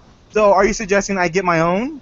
No, I'm saying you petition a congressman so You that have he to doesn't protect come your to So I that. should petition them to have the military destroy theirs. You have What? to protect your No, gun by intellectual means. It's not just No, I'm being in a gunfight. You have to be smarter than that. I Yeah. protect my guns like I protect my house with my bare hands. No, all I have to do is demonstrate that my position is rational and your position is irrational, and I've Wait, done so. real quick, So, what's end your of guys' story. definition of rationality? Or what's Okay, rational? we're not going back to that. We're not going back to that. Can I I get like a won, link so on the side? I'm not going to go any further. You've No, can demonstrated I get that like a you link on the have to side resort- though? Yeah, no, you have to resort No, to I can do- nihilism and I can do- fatalism wait, to wait, maintain your wait, position. wait, let me do this. All right, look. Rationality is the integration of the information from your senses. The integration is very easy. I'll do it in one sentence. You look at 3 chairs. One of them's made of aluminum. It's in your kitchen. One's made out of fluff. It's called a lazy boy. One's made out of wood. It's on the porch and Grandpa's rocking in it. Ignore what they're made out of. They're all chairs. You sit in them. They're made by humans. You ignore the measurements. You look at the facts. There. That's all I. Well, okay, so that will only get you so far. That won't get you anywhere with like Gets you morals. everywhere. Okay, give me. Gets No, you wait. everywhere. Let me give me one. That's the formation of concept. Yeah, give me one. If you're presented with a moral dilemma that you've never encountered, You look at it. okay, and You it's a look at moral it from- dilemma. from- You've looked at it, you analyzed it, and it's a moral dilemma, Okay. and you've never encountered it. Decision, and you do something. So you just do something? I know for a You fact just that- act. So I mean, No, so logic where's the is meant to be rationality there? used- I Logic know is meant for to a be fact used. Take a that stab I'll in the dark. never Give me just a depends stab in on the the dark is really situation. rational. Give me just a second. So you're proposing that what if there was some situation where you had to make a decision? Now, why does Let's say I grew up poor, okay? Let's say I grew up poor, and there was a really rich shop, and I could steal some food from my family, but I don't want to be a thief. Okay, now you. But if I don't steal this food, I have no way to get my family some food. What happened? Why was You your can go to a soup kitchen. happened You though? can I did find a job, grow you up can- poor, by the you way. You can beg. Oh, hang There on. Let me just. Other options. Oh, look, I've lost the point. Do you see what happened? That he switched from his first point was totally floating abstraction. You're Then going he circle. said- then he said, what if I steal or something? When I made him concretize it, it became fucking ridiculous. And his Wait, first are you statement saying was- that poor people don't steal from markets? I said if you're confronted with a moral dilemma, and then you said like what? So I gave you an example of someone with a moral dilemma.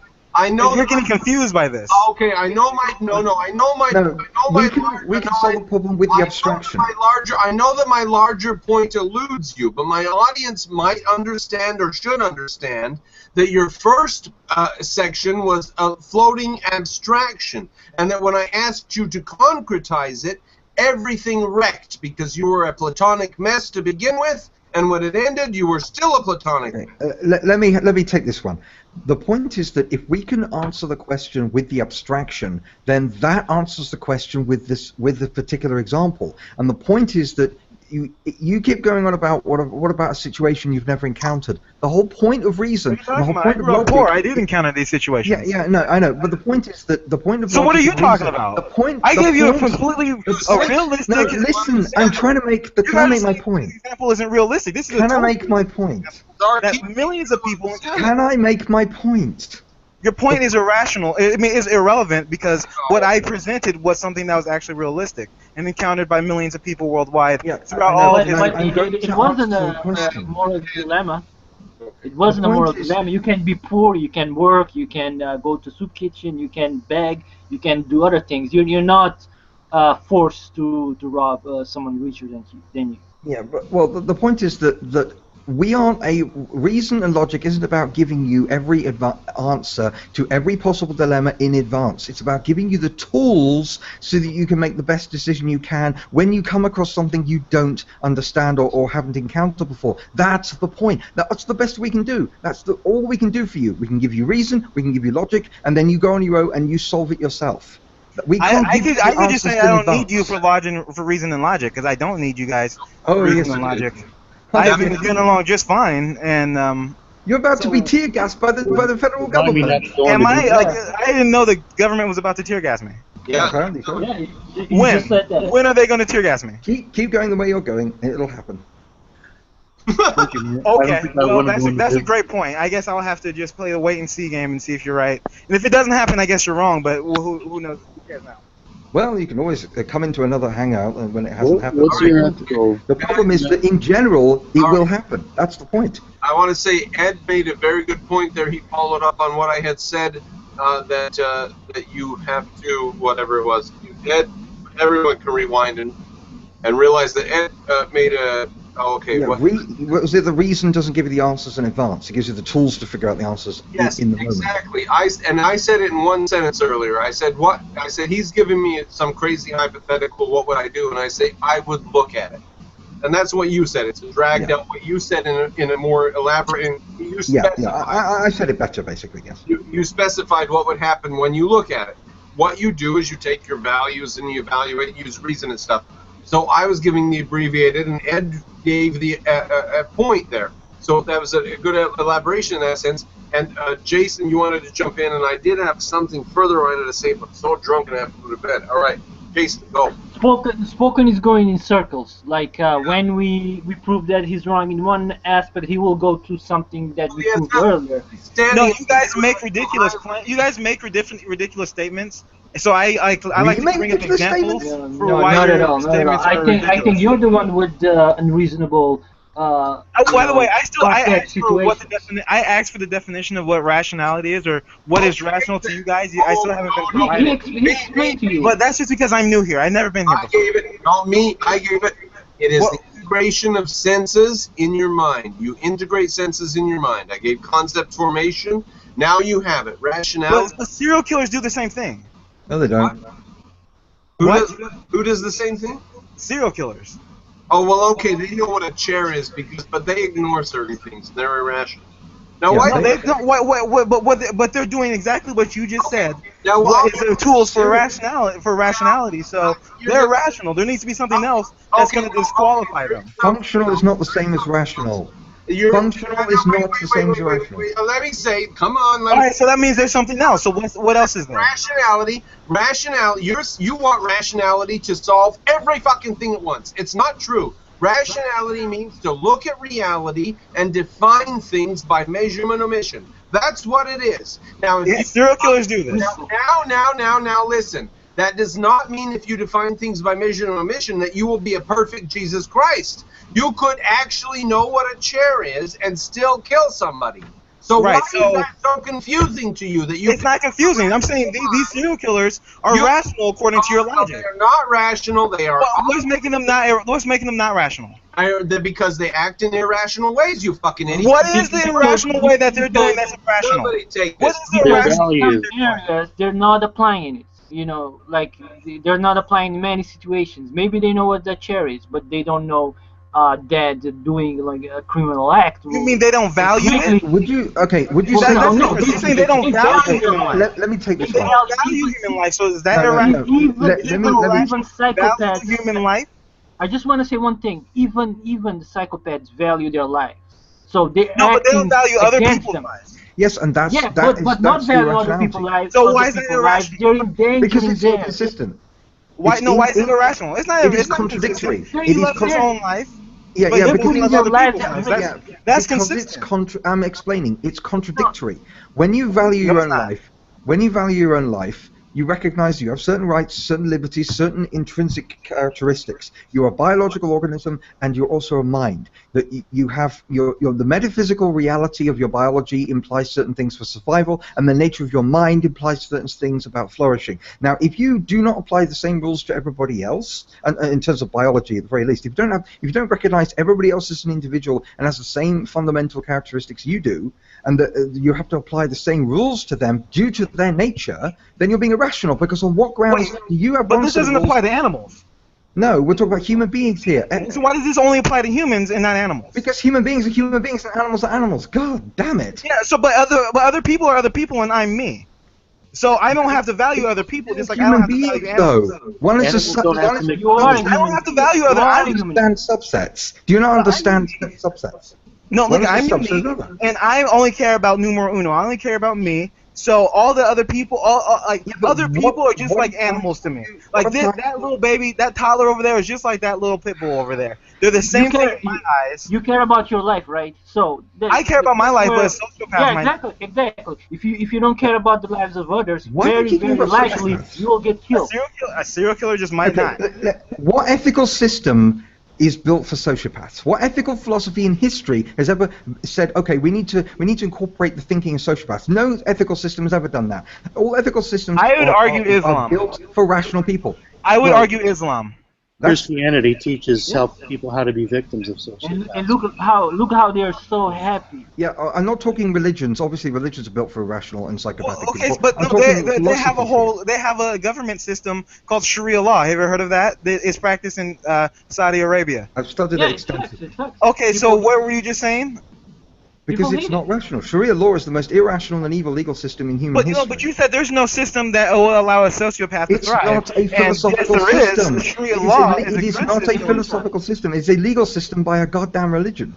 That's as far removed from a philosophical system as you can get. It's a legal system built by humans. It's not a philosophical like all other system. legal systems built by humans. It's a philosophical system, and it is based on a religion. No, it's a governmental system too. Have you heard of Sharia law in Saudi Arabia? Yes, and it's based off their religious text. Dialectical materialism is a philosophy which is open to thriving of sociopaths and psychopaths. Yeah, and it's not rational. Because Marx was an idiot, and Hegel was an idiot, and then Plato was an idiot. That's why we're not on their side. If the only response you have to everything that's presented to you is, oh, they're not rational, they're irrational. If you present me with irrational things, I'm going to be irrational. Listen, I'm not persuaded about anything you say by just calling the other group or the other individuals as irrational. You need to present evidence that you're rational and they're irrational. I will go through every single philosophy that you present that I regard as irrational. Dialectical I will materialism. explain why they're irrational. But you just throw these at me, and I can't go through every single one of them. I'll constantly lose Edward, you gotta let people talk and finish their sentences, man. Speak for yourselves, guys. I'm just saying, like we're all doing bad about it, but you know, Rational was trying to get something in. Let's try to bring it back, all right? Yeah, well, he's made his point. The point is that we're dealing with we're not dealing with psychopaths, we're not dealing with sociopaths. Yes, there are systems that are built for them, but they're not philosophical, moral systems. They're ideologies, they're belief systems, they're twisted from the very, very beginning. Nobody goes out, when you create an ethical system, nobody goes out and builds it around sociopaths. We build it around the human beings, normal human beings. You just said nobody, but there are plenty. You just admitted. No, I'm talking about moral philosophies here, not irrational belief systems.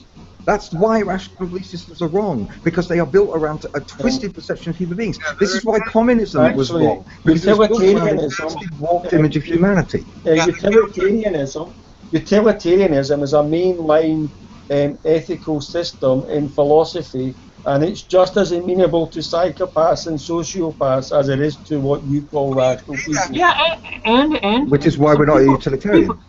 People but can utilitarianism is an example of a philosophical system. You keep saying it's not philosophy. That's a mainline. Why are your examples You'll find utilitarianism. If utilitarianism proposed in philosophy of ethics all the time. Okay, if utilitarianism has that characteristic, why are none of your examples of utilitarianism? Why are they all of psychopaths? What are you talking about? He asked for an example of a philosophical system. Because it wasn't built for sociopaths. It wasn't conscious. I'm talking about people consciously building things for sociopaths. People do not build philosophies for sociopaths. They build it. Yeah, you gotta let people talk, man. He was just about to start talking. This isn't a conversation. This is a couple of people in a hangout preaching their beliefs, and I'm not interested in that. Okay, go away then. That's true, because pretty much what you're saying is, if we present something, it's like, oh, they're just irrational, but you're not explaining why they're irrational. Essentially, because you keep saying they're irrational, or you're explaining it. That's essentially the most all we're getting here. We've well, been doing it since Yeah, the it's just irrational just because it's irrational. no, because I can't deal No, with every because single we thing at gave you the once. reason I am why it's trying to irrational. make one point, then another point, then another point. And if you No, keep your points saying- are bad. That's what we are trying to demonstrate. No, they're And not. now you're doing exactly Because the you thing because you that have not said given me a you were single doing. example of You're of just an making irrational philosophy empty that I hold. assertions. We are explaining to you why we are calling your position Yeah. as irrational.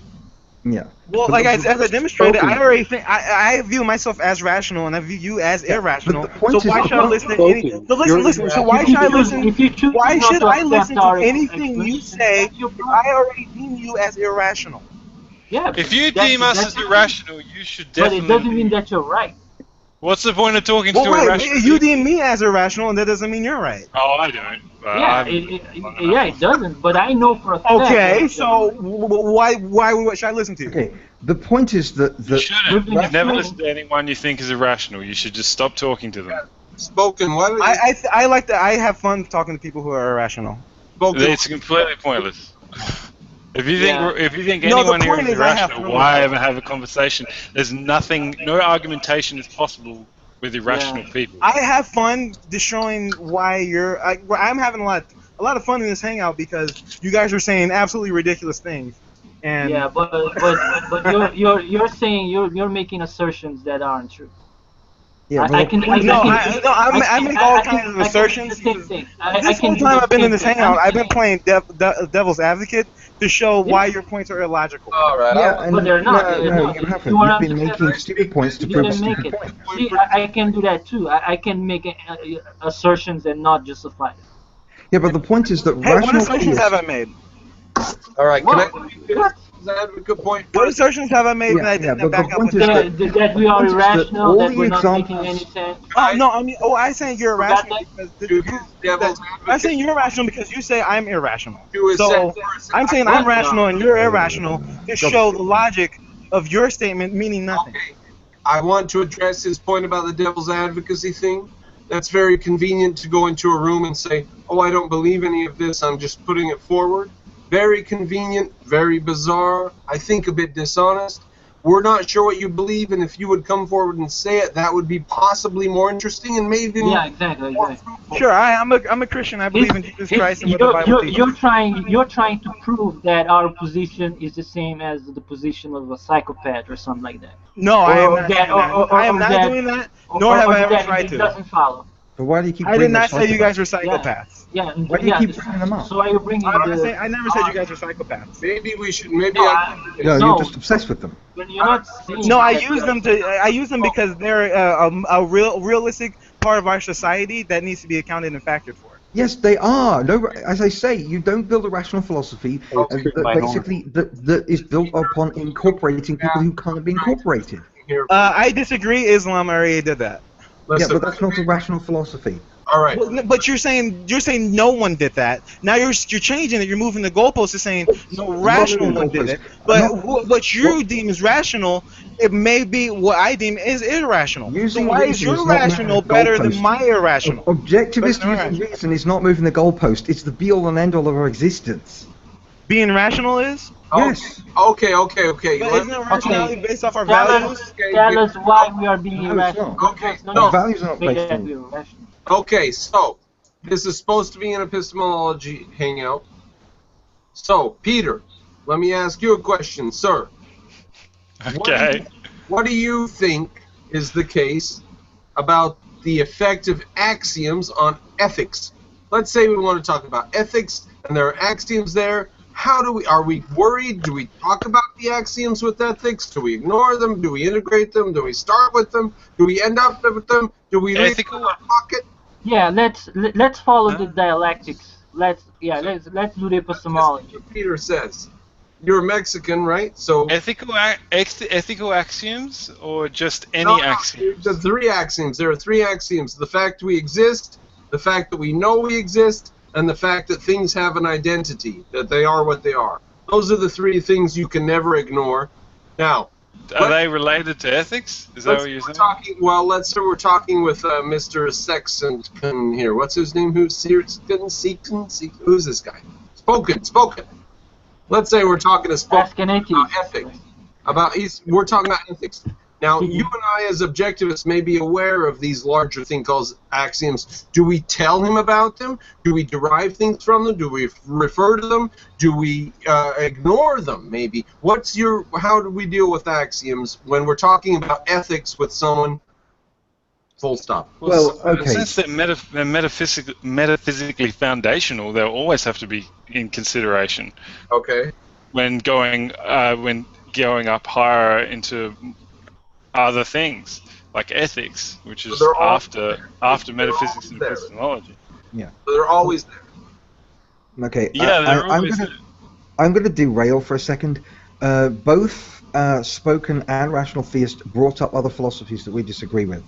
And I would agree that those are good points, because the point is that they were built to be rational. They were built to be by people who weren't building them for psychopaths. The fact that they were exploitable by psychopaths was due to flaws in the reasoning, which is why we don't subscribe to them. Utilitarianism, we disagree with it. Dialectical materialism, we disagree with it. That's why we disagree. I just thought I'd made that point. Yes, there are people, nobody builds them for psychopaths, but they can be exploited by psychopaths because of rational flaws, which is why we reject utilitarianism. Wait, have there ever been irrational people who thought they were rational? Of course. Did those people ever have power? Yes. Well, okay. But they thought they were rational. You can prove the difference between rational and irrational. Gentlemen, I'm sorry, I do despise what I'm trying to do, but I'm trying to take it away from reality and back up into ideas. So, the examples that you're doing are fine, but I'm trying to make it on a more abstract level I just wanted to address the specific examples and say that, but the problem is that there is this subjectivism that the Christians keep pointing out. You know, people think they're rational. That is irrelevant. If you think you're rational and you're wrong, if I think 1 + 1 = 5, it doesn't matter that I think that. I'm still categorically wrong according to mathematics. That's Orwell. That's standard Orwell. 4 + 4, 2 + 2 is 4. Now, now I've even lost my point further because I'm having even more. I'm just saying that it's not our fault that. Was the point that I was on cogent and abstract enough to follow? Was anyone on that? Yeah, I think we're still caught up with what the Christians were arguing about. I'm sorry, but it's difficult to change the track like that. The human mind is not quite that infinitely elastic. Well, we had started on the point of idea and how they're related to. Well, it's just that the problem is that rational theists kept making points and spoken keep making points that I think should be addressed. It's just difficult to address them whenever we're talking over each other and we've got like two. How many Christians have we got at once? We really should just have one Christian at a time. We need a Christian quota so that we can deal with one Christian at a time. Otherwise, it just... That's a sign of fear. No. It's that's some pansy stuff, yo. Did anyone want to address the larger philosophical thing before? I'll happily have a one-on-one with another Christian if you think it's about fear. What about if you think someone being fearful is very disingenuous. You are extremely uncharitable. Was there a larger philosophical point I was making, and does anyone want to address it before going into thousands of details? Can you restate it? Can you say No, it I'm again? drunk. You guys are the ones that are sober. Jesus Christ. You were talking about the correct use of the 3 primary axioms as related to ethics. Yes, Peter, Do you I asked start you with them? Do you apply them afterwards? I'm stupid. I don't know anything. Well, I asked you to answer. Did you give a cogent thing? We were talking about something. Yeah, my answer was brilliant. You can't remember. I know. Well, give me the answer again. No. If it's totally a wreck and nobody wants to talk about the points that I had made, then we don't need to. But I just thought it's a point. It's a point that you can go into in your epistemology special tomorrow. Right. Yeah. It's just that we're hopefully we'll keep it abstract and that's it. It's just that we have people here who obviously aren't going to be thinking or talking in those terms, and we should be able to take on anyone at any time on any level. That's the whole point of being smarter than everybody else.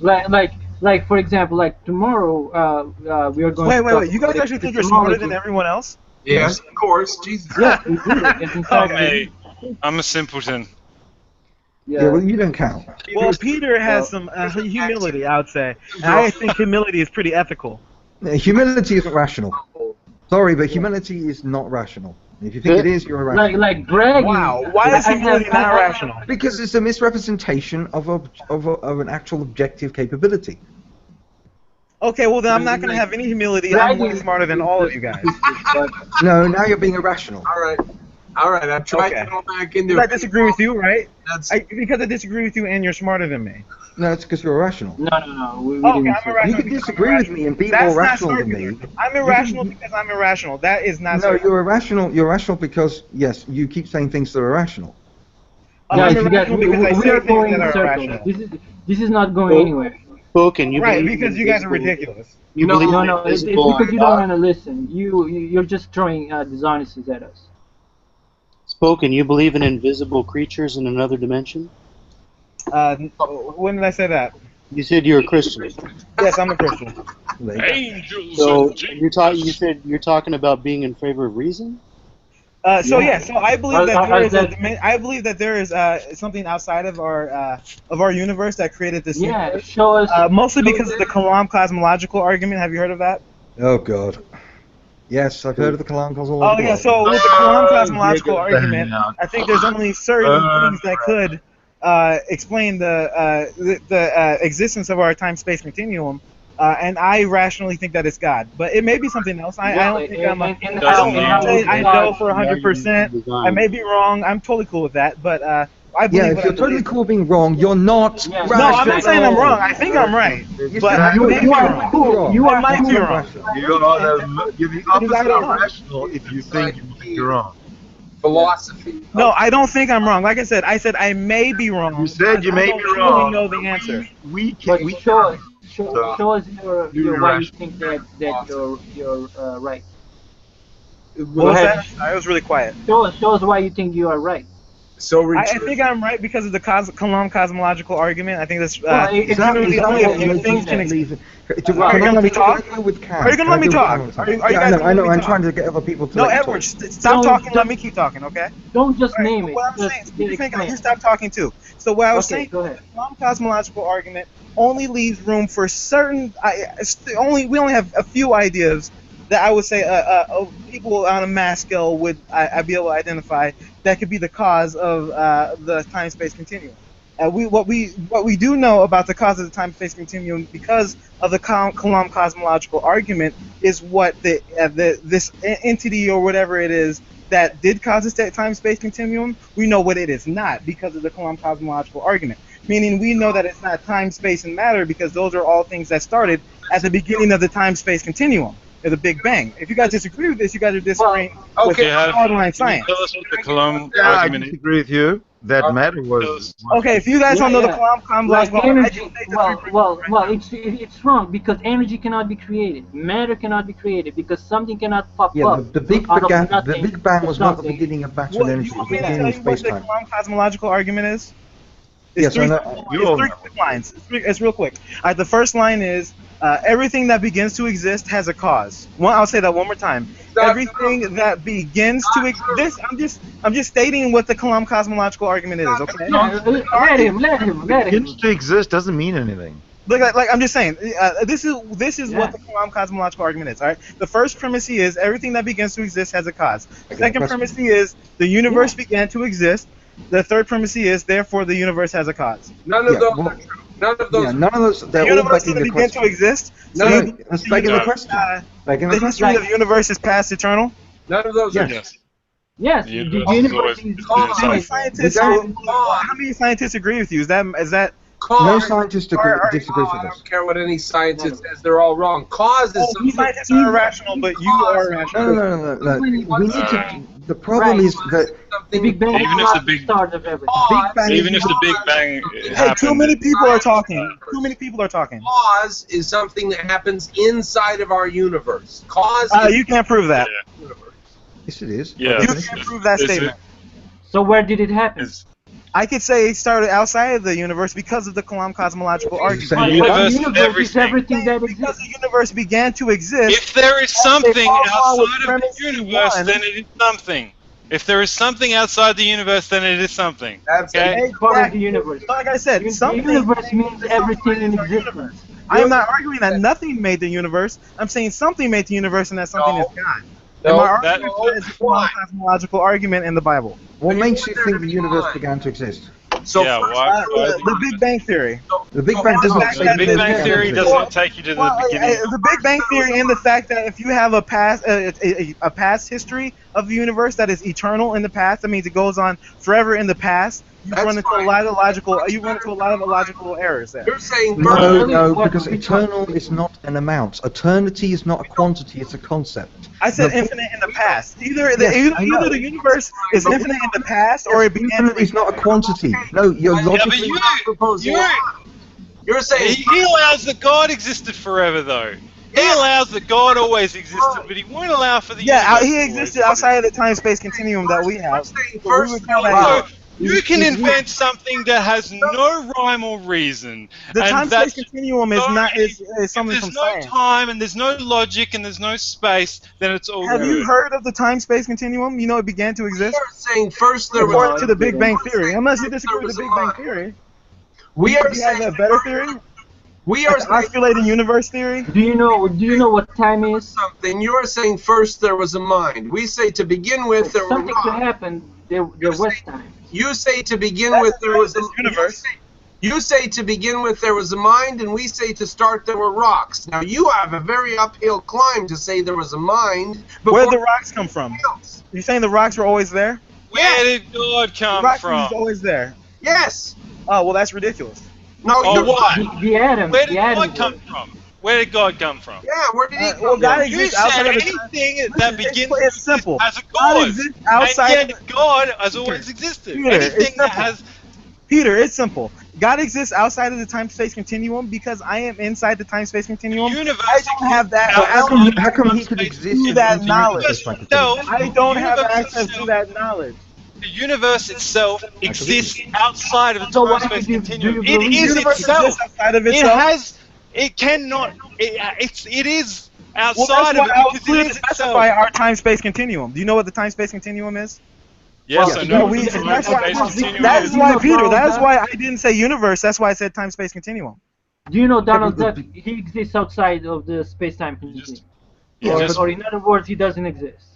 yeah, What did you exactly. say? I'm sorry, I didn't hear what you said. I'm saying. Do you know Donald Duck? Donald Duck doesn't exist in the space-time continuum. I believe he does because we've seen plenty of cartoons with Donald Duck. But those see are people wearing cartoons. his hat. I'm not talking about cartoons. I'm talking about the That's a actual made-up Donald story. Duck. Oh, I think Donald Duck is an idea, so I think he does exist in our So is time. God. You can invent a Yeah, fantasy land. But you know what I outside mean. You of know what I reality. mean. Don't. You You can- know exactly. What It's I not believe- fair because he can invent a fantasy land outside of reality and then make up whatever he wants. Well, do you know what the And Kalam we can't cosmological say argument anything. is? Because of the Kalam Just cosmological explained argument. it and it makes no that sense. argument is bullshit. Look, We if have the been universe explaining began to to you- exist, it's plain and simple. If the universe No, began no, to the exist, Big Bang there Theory, needs to be first a of reason all- why it began to exist. Doesn't No, that? no. First of all, the Big Bang Theory only goes back to like 0.00001 of a second after the Big Bang, and we have no idea what comes before that. Exactly. There has That's to what have the been Kalam something cosmological- forever. There has to have been That is something what because the it Kalam can't get cosmological argument points focus to. We don't No. know what it is, Big but Bang we know Theory that doesn't start with nothing. it's not. We know that it's not. That is not I'm something. spoken. We know that the cause is not the sum of its components. Meaning, if you see a bike, the bike didn't build itself because there was just bike parts there. Okay, there's a problem with this. If we don't understand all the nature of the Big Bang, and we don't, then your argument is just an argument from ignorance. And one other Yes. point I would Yeah. make, That's one other valid. point I would make is I would ask Spoken this one question: is the Kalam cosmological argument specifically what converted you to Christianity, or were you a Christian before and you're just using this to rationalize? Oh no, I was a Christian before because of Were you personal using this to experience. rationalize then? So A you personal, might no, be able personal to- experience. I'm personally, I'm Well, completely and irrational that- for trusting my own personal experience. On the So basis why of not that- Allah? Why not Thor? Because my Why personal not experiences something have led me else? away from that. Yeah, well, that's the point. That's my point. Plain That and is, yeah, I know, I'm but the rational. point is Am I that not rational for trusting my my cognitive faculties and everything like that? I have a good job. I live on my own. I do well. I make more than most people in my peer level. Yeah, but now you're my arguing- rationality now you're arguing for has pushed me towards position. Christianity and away from Allah and other religions. Yeah, but you're being disingenuous. You're arguing for a religion. You're saying the reason you believe in something, but it isn't the reason, is it? You're an excuse for a position. I is said not one the of the reason. reasons. No, tag is not what led you to Christianity. Your personal experiences did, and the tag No, could be I used said by one. a I Muslim said just it as was much. one of the reasons, not my only reason, homie. No, but it's not one of the reasons. It's a No, yes, it rationalization. is one of the reasons. It's a great reason.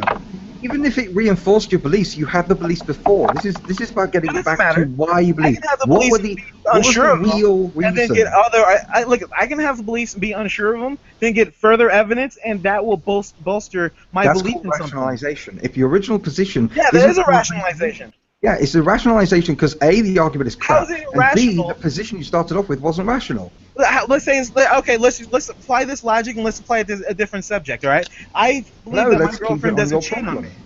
I believe that my girlfriend doesn't cheat on me.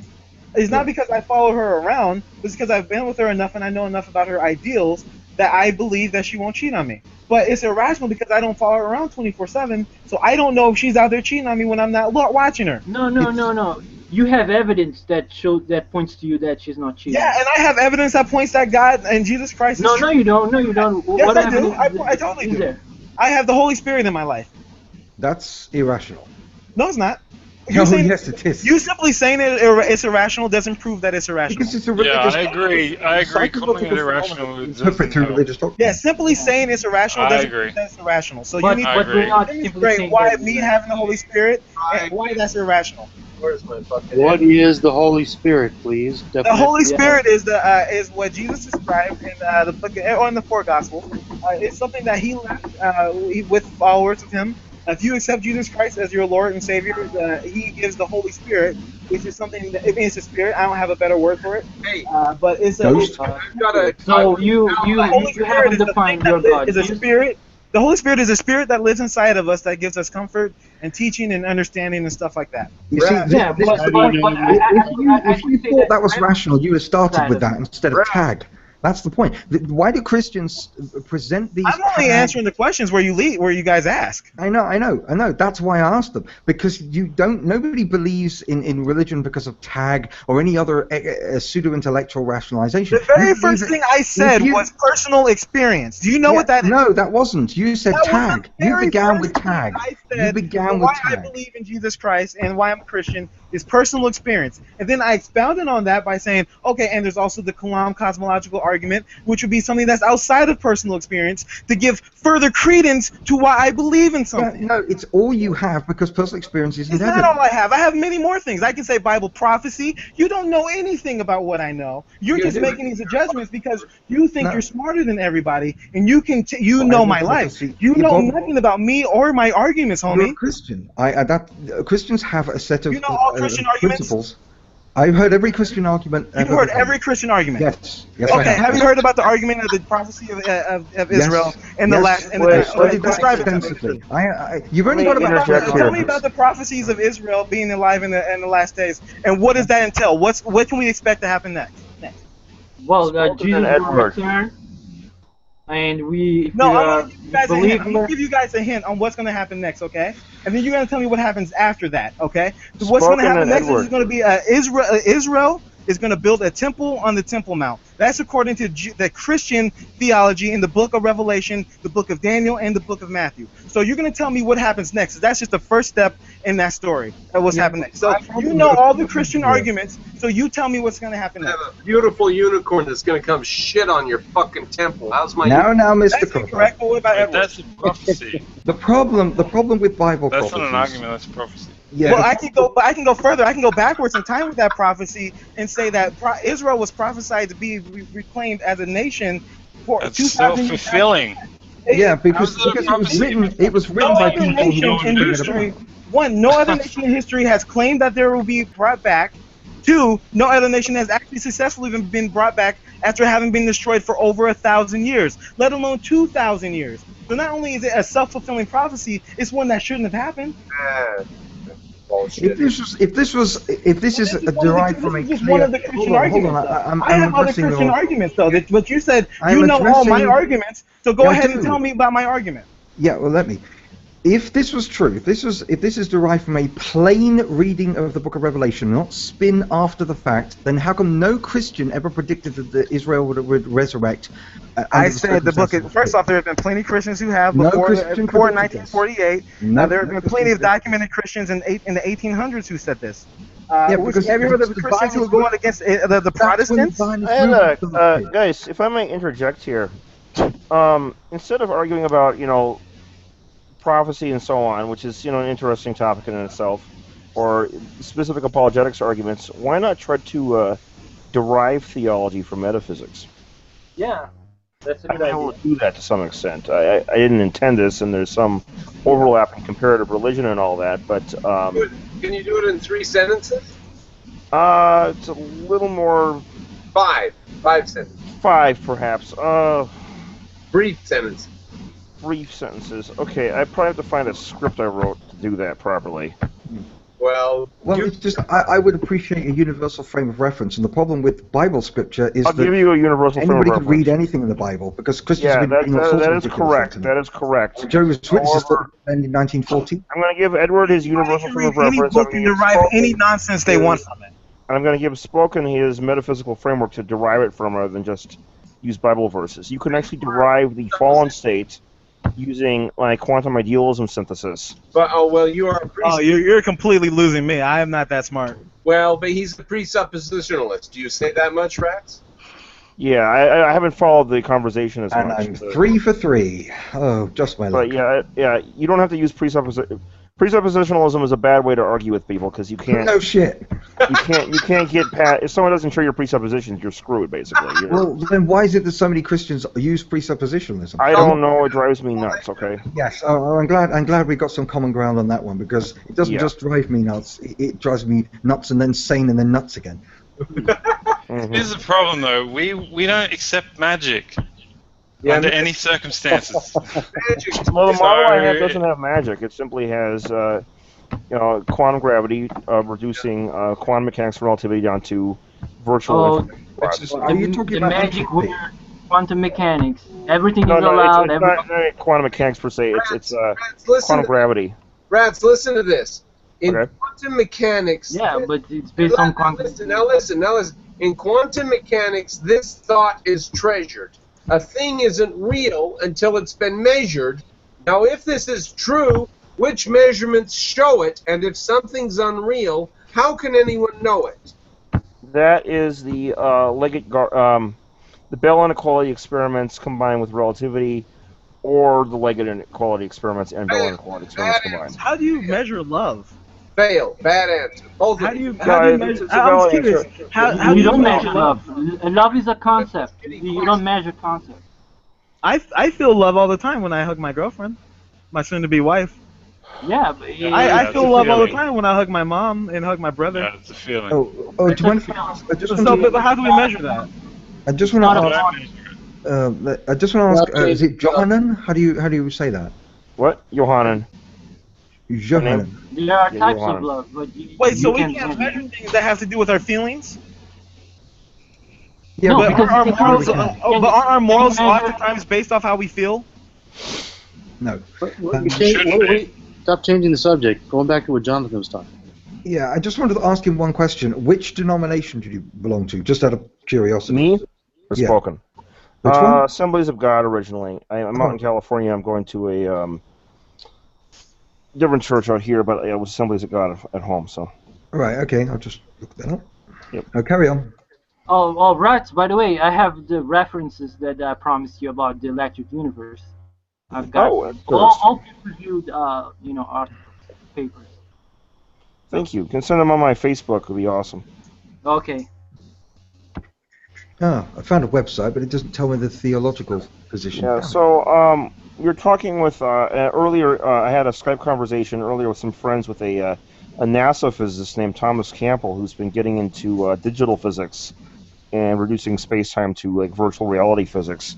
And we talked about the implications. That's very trendy right now. Yeah. What was interesting is because we talked about the implications this has on religion and how you can take the virtual model and you can actually you can show when you look at theology, and people most Christians most people in religion, regardless of what religion they're in, don't recognize this. Like it's there, but they don't see it right away. But you can, when you get familiar with how the universe operates in this information theoretic paradigm that's simulated inside of a larger consciousness system and so on, you can actually start to see direct parallels in theology of things that people almost like archaeological artifacts in a sense, buried in the theology that the people that currently have it, they don't realize what it's talking about. They kind of believe it on faith or on dogma and so on, and they take it along and they're like, okay, we believe this because of this, and we have these apologetic arguments that are kind of, they don't actually explain it. They kind of point in this direction. They don't actually explain it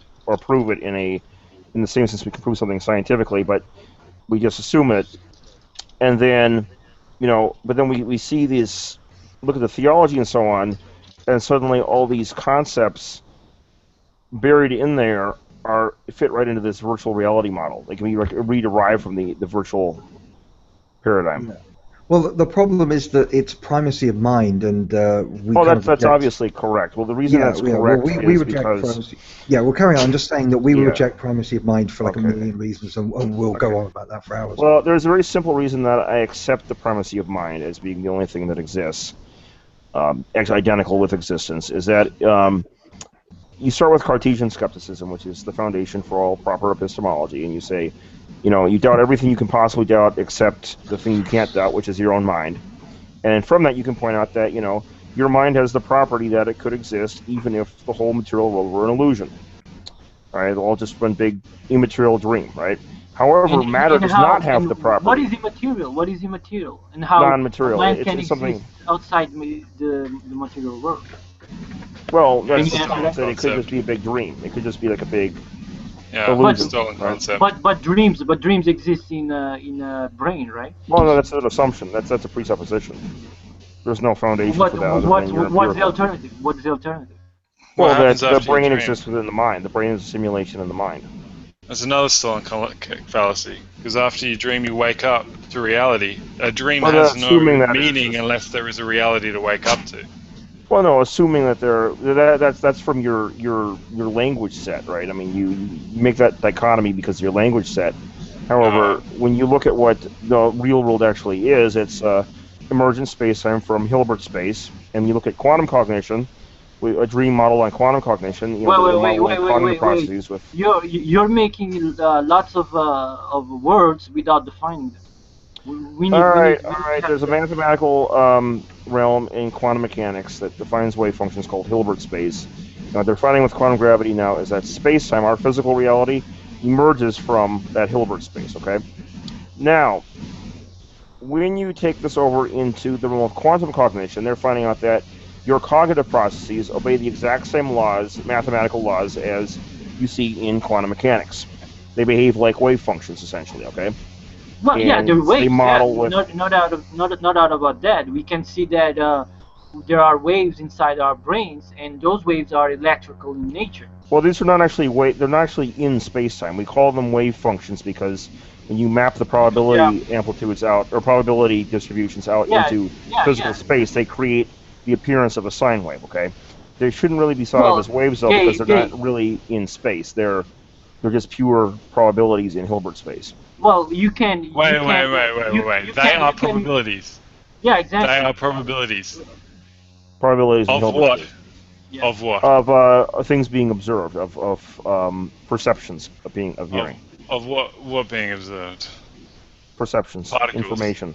Because particles are not actually particles. Wait a minute. Information disembodied from anything. Yeah. It's an idea. It's more of it's an immaterial view of the world. There's no such thing. Well, no, because they've done that already. They disintegrated particles into pure information with the quantum Cheshire-Cat experiments.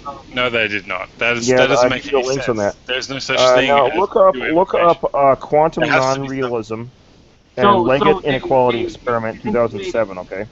They've disintegrated total nonsense. They've disintegrated atoms into software or something like into. Yeah, they've taken a particle and they've reduced it down to properties. A proton. Oh, come on. So they've taken particles and now they've just got disembodied properties without without anything. It sounds crazy. But they did that. It's not just crazy. No, they haven't done that. But it's real. Last year. How can it be real if there's nothing there? Well, they can annihilate. There is something there, but it's not there if it's not something that makes sense in a materialistic framework. Yeah, this is quantum. See, when you guys say that this is this is quantum entanglement. But superstring theory, would this superstring theory ever explain this? in terms of that one particle is actually connected to another particle? Wouldn't this be? Wouldn't it? And the point is, couldn't you extrapolate and say that the teleportation is a symptom of something else going on under our normal perception of reality? He's saying that there are properties without things that have properties. There's Yeah, just properties, disembodied properties. I have to Just jump. The properties that you observe, the properties He's that you actually observe saying that. are I have to properties jump in of for a second here and say that there is some confusion when they talk about these things, because they do claim properties, definitions, and derivatives about things they haven't measured. When they do, for example, they say a light beam does one thing when we measure it and another thing when we don't. And they make inferences about what happens when they didn't measure it. And that is tied up in their philosophical conclusions about this stuff. And they can't get away from the fact that they are ignoring identity. They are making conclusions about things they haven't measured and don't intend Well, to. there are ways to do that, though. There are ways You are to saying that when you deduce. don't measure it, it acts in one way. Yeah, that's correct. And you might ask why? How can we know that when we're not And you're measuring it? making conclusions about how it acts when you did not measure it. Yeah, I know. And the Very, reason we can very do that, I know it's strange, but the reason we can do that is we can narrow down what it can or can't be by various experiments. Like, for example, if there's a property there that exists before we measure it, right? Then there's some hidden variable that will define that property, that will determine it to be one thing rather than another thing, rather than simply a superposition of states or no states at all, okay? So, we say, is that property located in the immediate vicinity of the particle such that it can affect it, in a local fashion? Well, we create an inequality called Bell's inequality. I don't think it's very reasonable, whatever he's doing. Hey, you guys, it's obviously for... very irrational. It's obviously very rational to deny science. So yeah.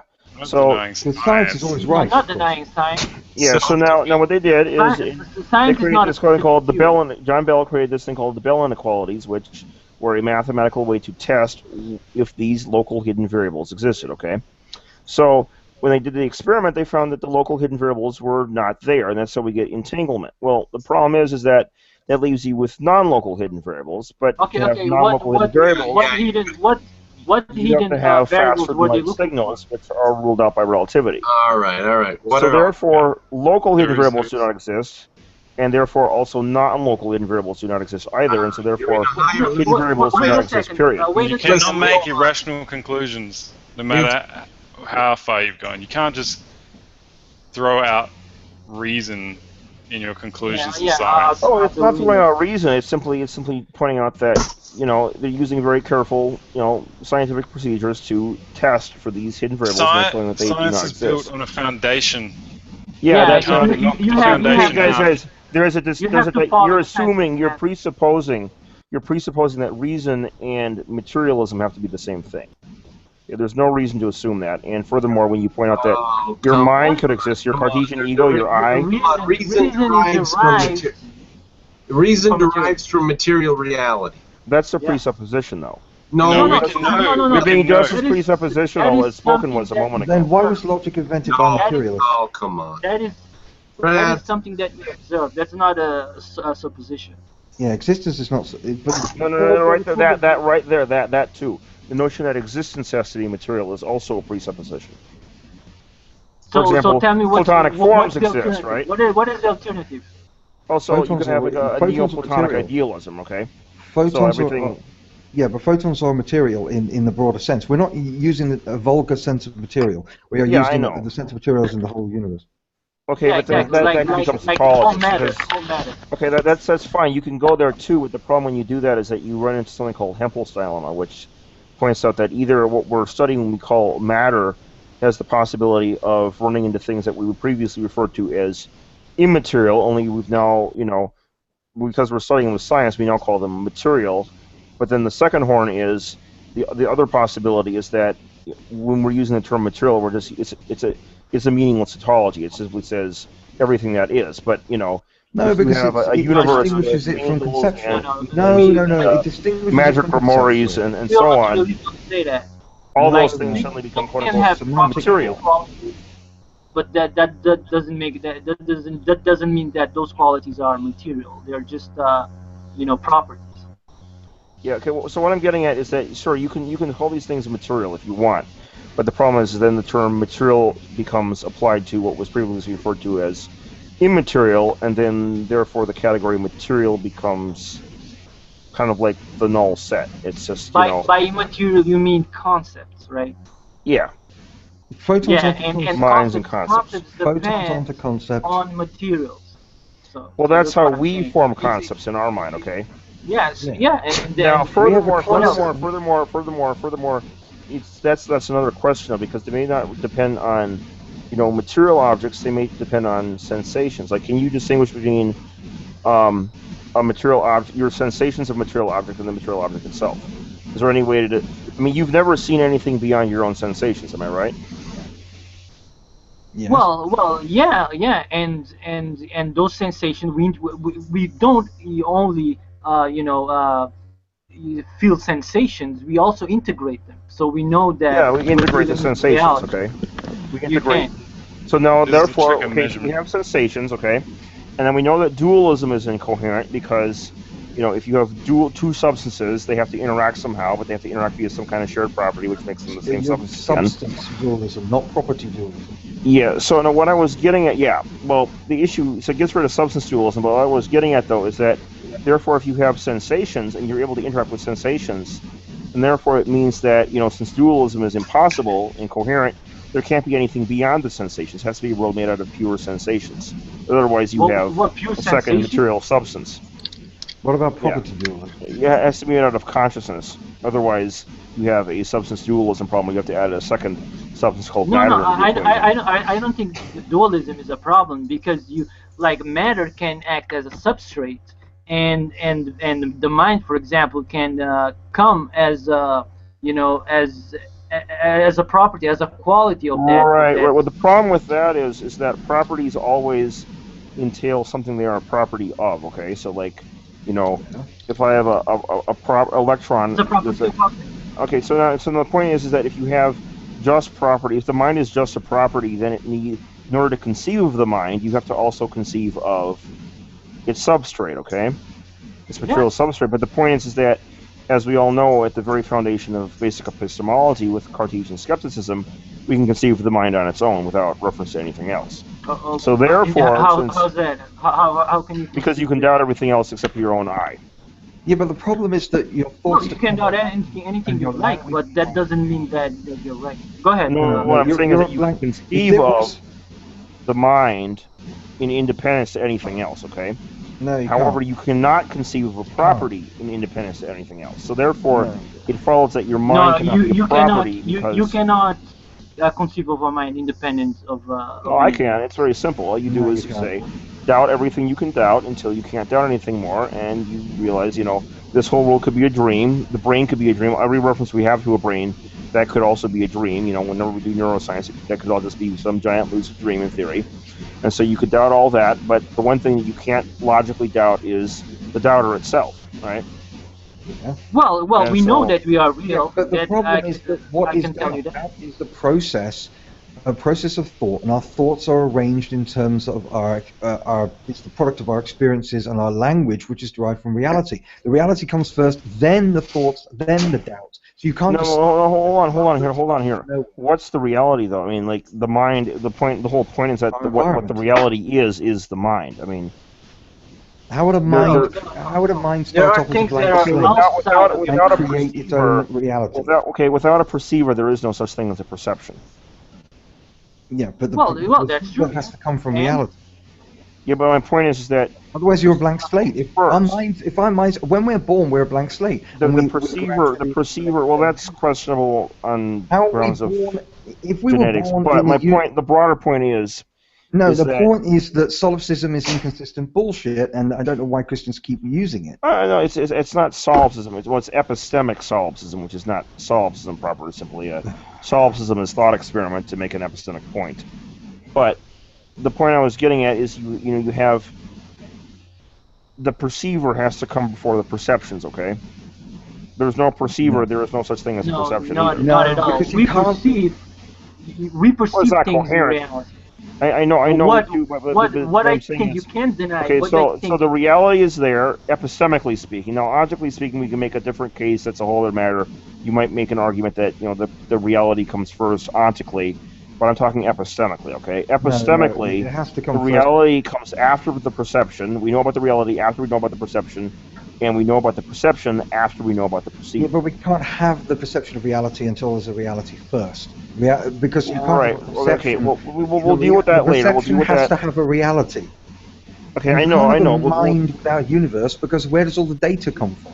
The mind has concepts of Well, it can be an external platonic. It reality. can be The mind platonic. has If it's sight. The platonic. mind has concepts. The mind has language. You can't invent that from scratch. If our minds go into It doesn't have to be invented from. It can be of aseity, or the whole notion of platonic forms having aseity. They naturally exist on their own right. It's a kind of the number two can't not exist. It just that's a is. presupposition. yeah. When it comes to the mind, no, that we know everything we know about the mind, by definition, is a product of its environment. Is created. Our thoughts are produced by language. Because that part produced by thoughts and doubts and minds. Language comes after thoughts. When we make a Newton word, for example, we have a thought first, and we say we have to create some kind of language to describe, to label. No, we this have thought, an environmental prompt to create language and thought. That's what a mind is. A mind is a processor of the environment. That's a process. It doesn't make sense. No. They call the mind an processes the environment. It's really strange. That's what a mind is. A mind without an environment is not a mind. You're talking about a hypothetical mind that exists outside of the universe or creates its own universe. That is not how a mind works.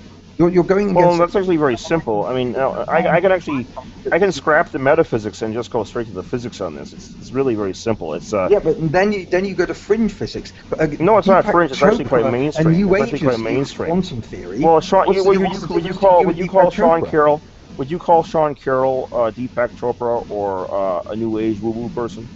Yeah. Well, what's the difference in them using? Because quantum is fringe. We are not in the sense that it's not credible, but in the sense that it is absolutely cutting edge. And the point is that they can make discoveries tomorrow that could completely upend things. You can't rest your beliefs on that. I don't rest my beliefs on that. Well, the general consensus. Yeah, but no, that's not it science. Seems strange that you would. Don't give me consensus. I can be a scientist and all right, other it doesn't have to be just consensus. I can give you the experiments that prove this. Okay.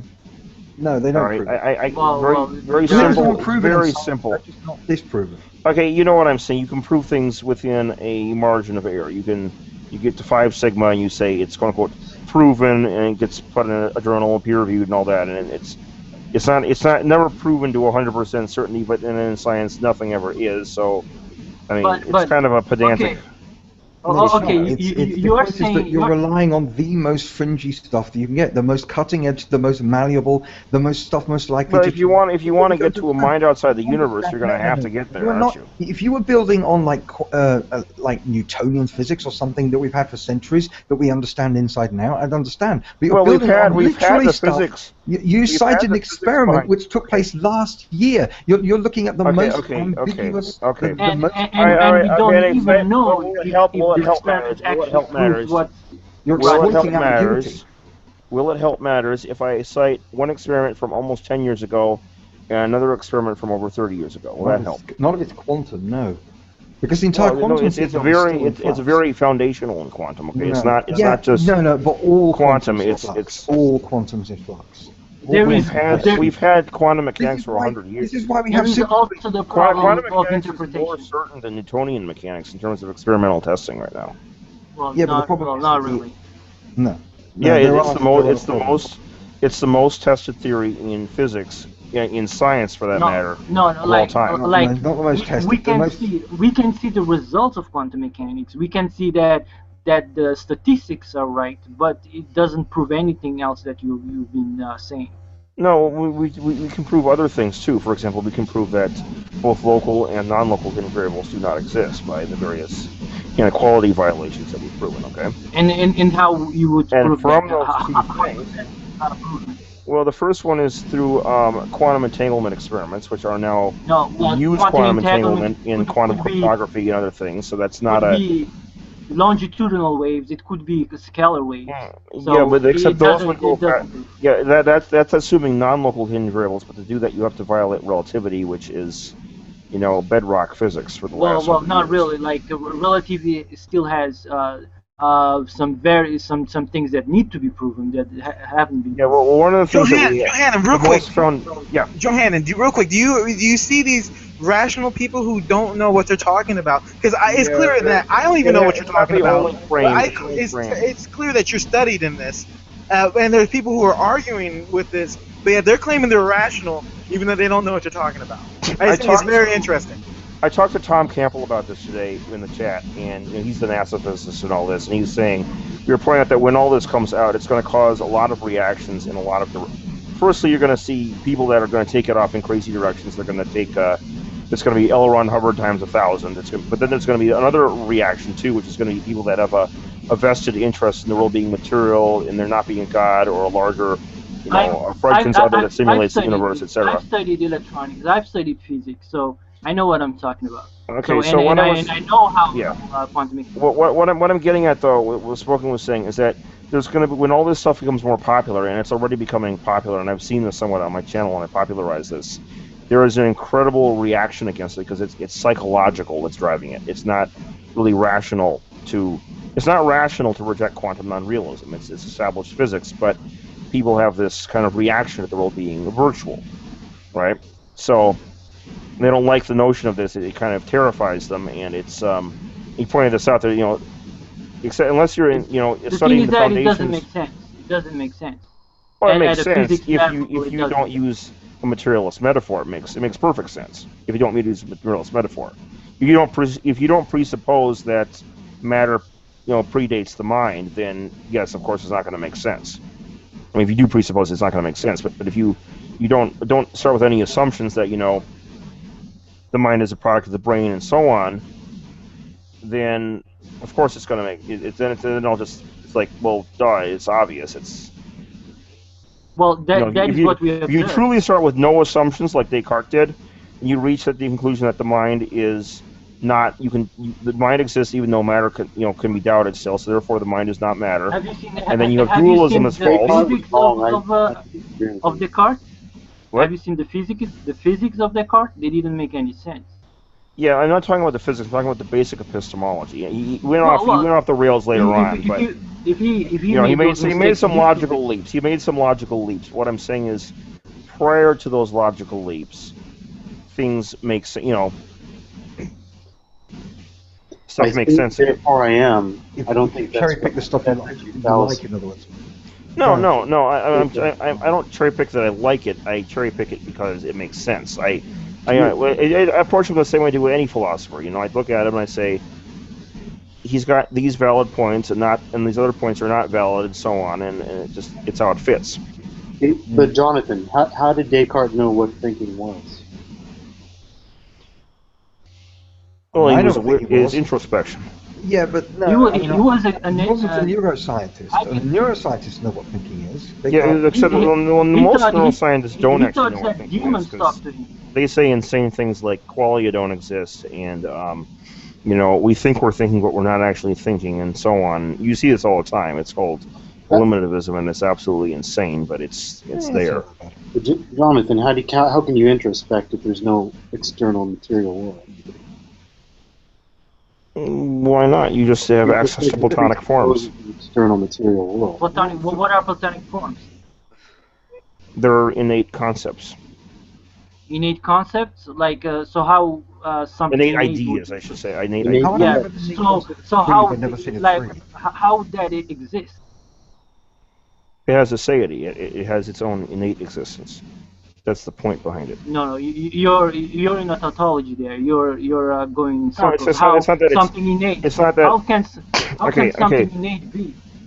How can something what innate be? Well, it's something always innate has to be at the bottom of any metaphysics. Okay. Even objectivist metaphysics, there has to be something at the bottom of it that's innate. You have matter, but you don't have something with a quality that doesn't have a substrate. Like for something to have a property, the forms are the substrate. The forms are the substrate. The mind is the substrate. Okay, that is the fundamental reality. But the forms themselves, they have to be the substrate of something. I mean, they have to be the qualities and the properties of something.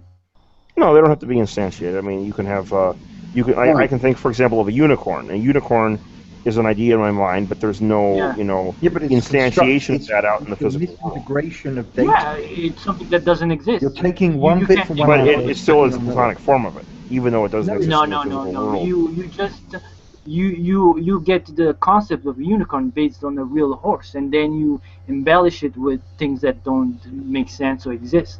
Well, I will ask you one. I will ask you one question. Do you acknowledge that brains exist? Yeah, as quantum information simulations inside of our local virtual reality. You admit that the material brain exists, and that the mind is a product of it. No, it's a virtual reality avatar that our mind is projected into from outside space-time. Oh, come on. And that actually fits in. Have you read or heard of Donald Hoffman, the cognitive scientist from University of Irvine? Yes. It's his model. He's modeling space-time as emerging from conscious agents, and then he models. Cherry-picking to fit your theology, because ultimately no, it's not just theology. It's metaphysics. It's Pentecostal evangelicalism. Okay. Your whole metaphysics is denying things in nature. It's denying. Oh, the quantum it doesn't deny any quantum information in nature. That's what our most fundamental theories have discovered. Quantum gravity and quantum information today have both found that nature is comprised of, rather than matter, non-local quantum information. So it doesn't deny that at all. Right, but well, then you're using Plato. I'm saying. I mean, do you accept Platonic forms? Of course. Right. So you basically are taking Plato and quantum and sticking them together, and it just seems to me to be a sort of incongruous mess. No, it's a natural fit. I mean, Platonism is a natural. Too bad for quantum theory if that's the case. I have more faith in quantum theory than that. Okay, my point is that it's all part of the same reality. I mean, you're aware of, you have to. It's kind of an artificial position, so to speak, to try and pump your intuitions that Platonic forms exist. So you ask a kid, for example, about the ideas in his mind, he'll just simply say, "Oh yeah, there are these ideas there, like the number 2. It doesn't exist in space-time. You can't, if I ask him, can you go find the number 2 in your bed? He's going to say, well, that's just nonsense. Yeah, but it's an integration. Well, obviously it exists. Number 2 is a concept. It's not a thing. It's not a thing. Concepts are things. That's the whole point of Platonism. Yeah, but they're concepts. Yeah, but they're things. The concepts you are. They're an emergent property. They're an emergent property of the brain. Well, no, there's no basis for emergentism either. Because when you look at emergentism, you find out that all of reality is emergentism. All of it. The entire universe is. Well, except for there has to be something fundamental, though, right? Something that. Matter. Right, but matter doesn't exist. It's all quantum information. I pointed that out. Remember? No. Well. Okay, all right. Let me pop up Max Planck here. Okay, 1 second. Information are bits from something that exists. You can say you can take information for something that exists. Information cannot exist. That presupposes that matter is more fundamental than information or ideas. Yeah, but it's not a good supposition. So. Well, no, it makes sense. It makes sense on Platonic epistemology, and then secondly, it makes sense on. Okay. Here's Max Planck. All right, let me read you Max Planck. Before you go on, I want to just make one point. Like, for example, you say that that Platonic forms are innate, right? But for something to be innate, it's that something had to be been born. So what was the origin of the Platonic forms? Because innate means that something that thing was born with. What's the origin of them? Well, they exist naturally as objects outside. If they're outside space-time, they don't have an origin because things outside space-time don't have origins, right? Well, that's my problem here. It just is, it just. Well, no. All metaphysics will have something at the very bottom that quote unquote just is. I mean, this is a simple, inescapable fact. Evidence for it. I mean, you're dealing with Plato here. I mean, there's a reason why scientists don't use Plato. There's a reason why even philosophers don't. Most scientists don't have any. It doesn't work. Well, first of all, Penrose uses Plato, but secondly, because he pointed out that some knowledge has to be Platonic because Gödel's theorem proves you can't deduce it from any set of logical axioms, and yet we know it anyway. So. But other than that, scientists don't have axioms. He's welcome to do so. No. He's saying that there are some things. Gödel's theorem proves that there are some mathematical truths that are unprovable. Okay, we know them. Give us one example. Give us one example. What was it? The set of the this is going to sound crazy. Bertrand Russell and Alfred North Whitehead wrote this 200 and some page book trying to prove from set theory, I think, that 1 + 1 = 2, and they tried to prove it, and they thought they did, and they realized they didn't, and then later on, Gödel's theorem came around, and then someone proved later on after that this was a Gödel undecidable statement. Even though we know it innately. We know it innately that one. No. Not innately. I can observe in nature that when you have two instances of something, like for example 2 balls, I can say that 1 ball plus another is 2. It doesn't go further than that. That doesn't derive them from logical statements, though. You don't believe? Well, yeah. It's the law of identity. Logic is the integration of empirical data, of observable data. Johan, you don't believe that 1 + 1 = 2 is? No, I do believe it's true, but what I'm saying is the fact that we know that is evidence that there are Platonic forms, because according to Gödel's theorem, that is unprovable. No. We have to disagree that. To know that we only have to observe.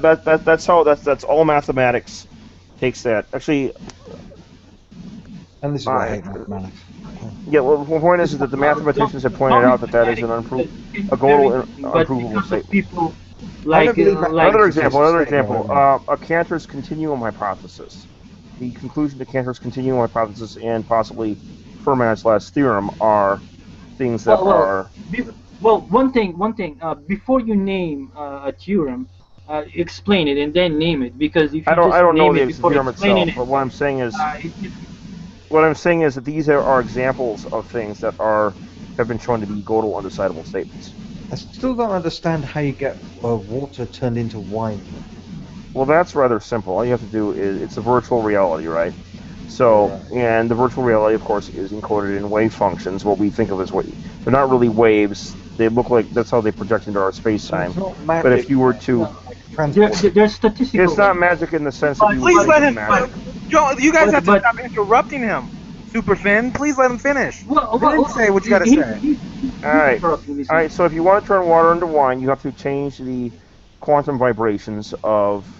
You ever watched the movie The Sorcerer's Apprentice? The new Disney one? Yeah. That wasn't... Okay, remember you started sitting in the car asking, is it science or magic? And he said, both yes and yes. And he says, well, first example, we look at the there's the lady, the police lady making the parking ticket, right? And said, watch happen. So, you have matter here, but now if you change the vibrations, it suddenly heats up and it combusts into flame and all that. Well, same basic principle, but you're shifting the vibrations of quantum particles. Well, you can actually reprogram. You're hacking the matrix, quantum. basically. You're hacking the matrix. Yeah. So how does my follow-up would be, how did the witch end? No. I have a follow-up. So how did the Witch of Endor summon up the shade of Samuel from the underworld? Okay, so with that one, there's something in causal dynamical triangulations, which it was a familiar space-time. Space-time emerges from two-dimensional pentachoron projections, which are actually, when you project, it's a five-dimensional pentatope, okay, or a tetrahedron, but now, or five-dimensional analog of a tetrahedron. But now, when you project it down into 2 dimensions, it creates an inverted pentagram. Okay, so now that's used to summon things up from beneath space-time. So when space-time emerges, which is, it's mental reality outside there. So you have, the ghost of Samuel or Beelzebub or something like that.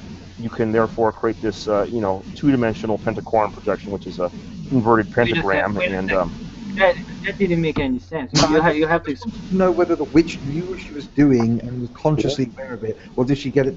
Using fancy words won't make it true.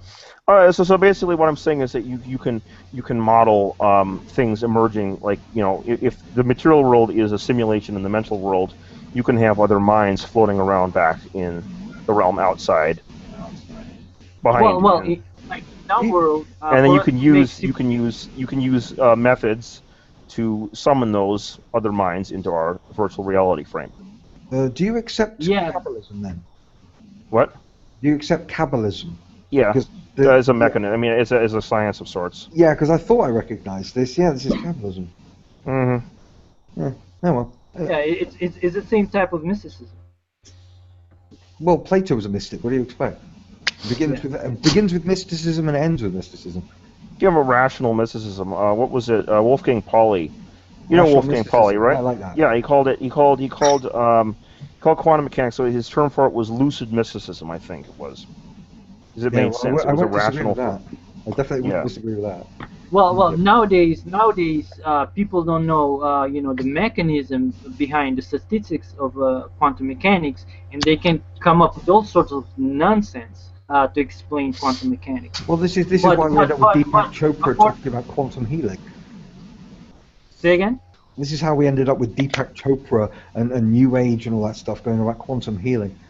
Yeah, exactly. They all to a certain extent, it's a breakdown of language. Our language can't describe quantum reality, and so it leaves room for all sorts of charlatans to flood in. Okay, now I'm going to give you guys a quote, and I want to ask you if you think this quote comes from a charlatan or not, okay? Mm-hmm. All right, quote, as a man who has devoted his whole life to the most clear-headed science, to the study of matter, I can tell you as a result of my research about the atoms this much. There is no matter as such, exclamation mark. All matter originates and exists only by virtue of a force which brings the particles of an atom to vibration and holds this most minute solar system of the atom together. We must assume behind this force the existence of a conscious and intelligent mind.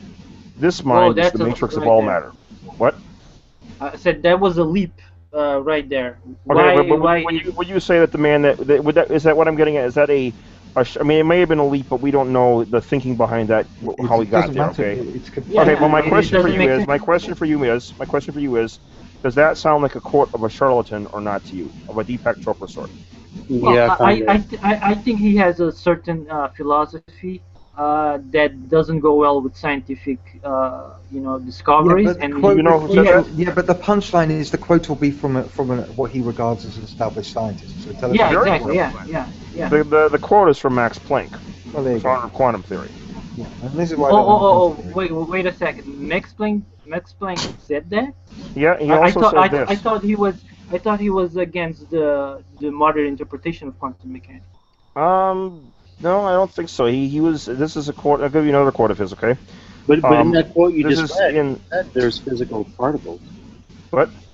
In the quote you just read, he said there are physical particles. He said that those particles. He said when he was researching quote unquote matter, he said his conclusion was that there is no matter as such, and then he said. Matter as such or mass as such, because sometimes people think that matter and mass are the same thing, because matter can be all material. Okay, now here's another one from him. This is very interesting. He said, I regard consciousness as fundamental. I regard matter as derivative from consciousness.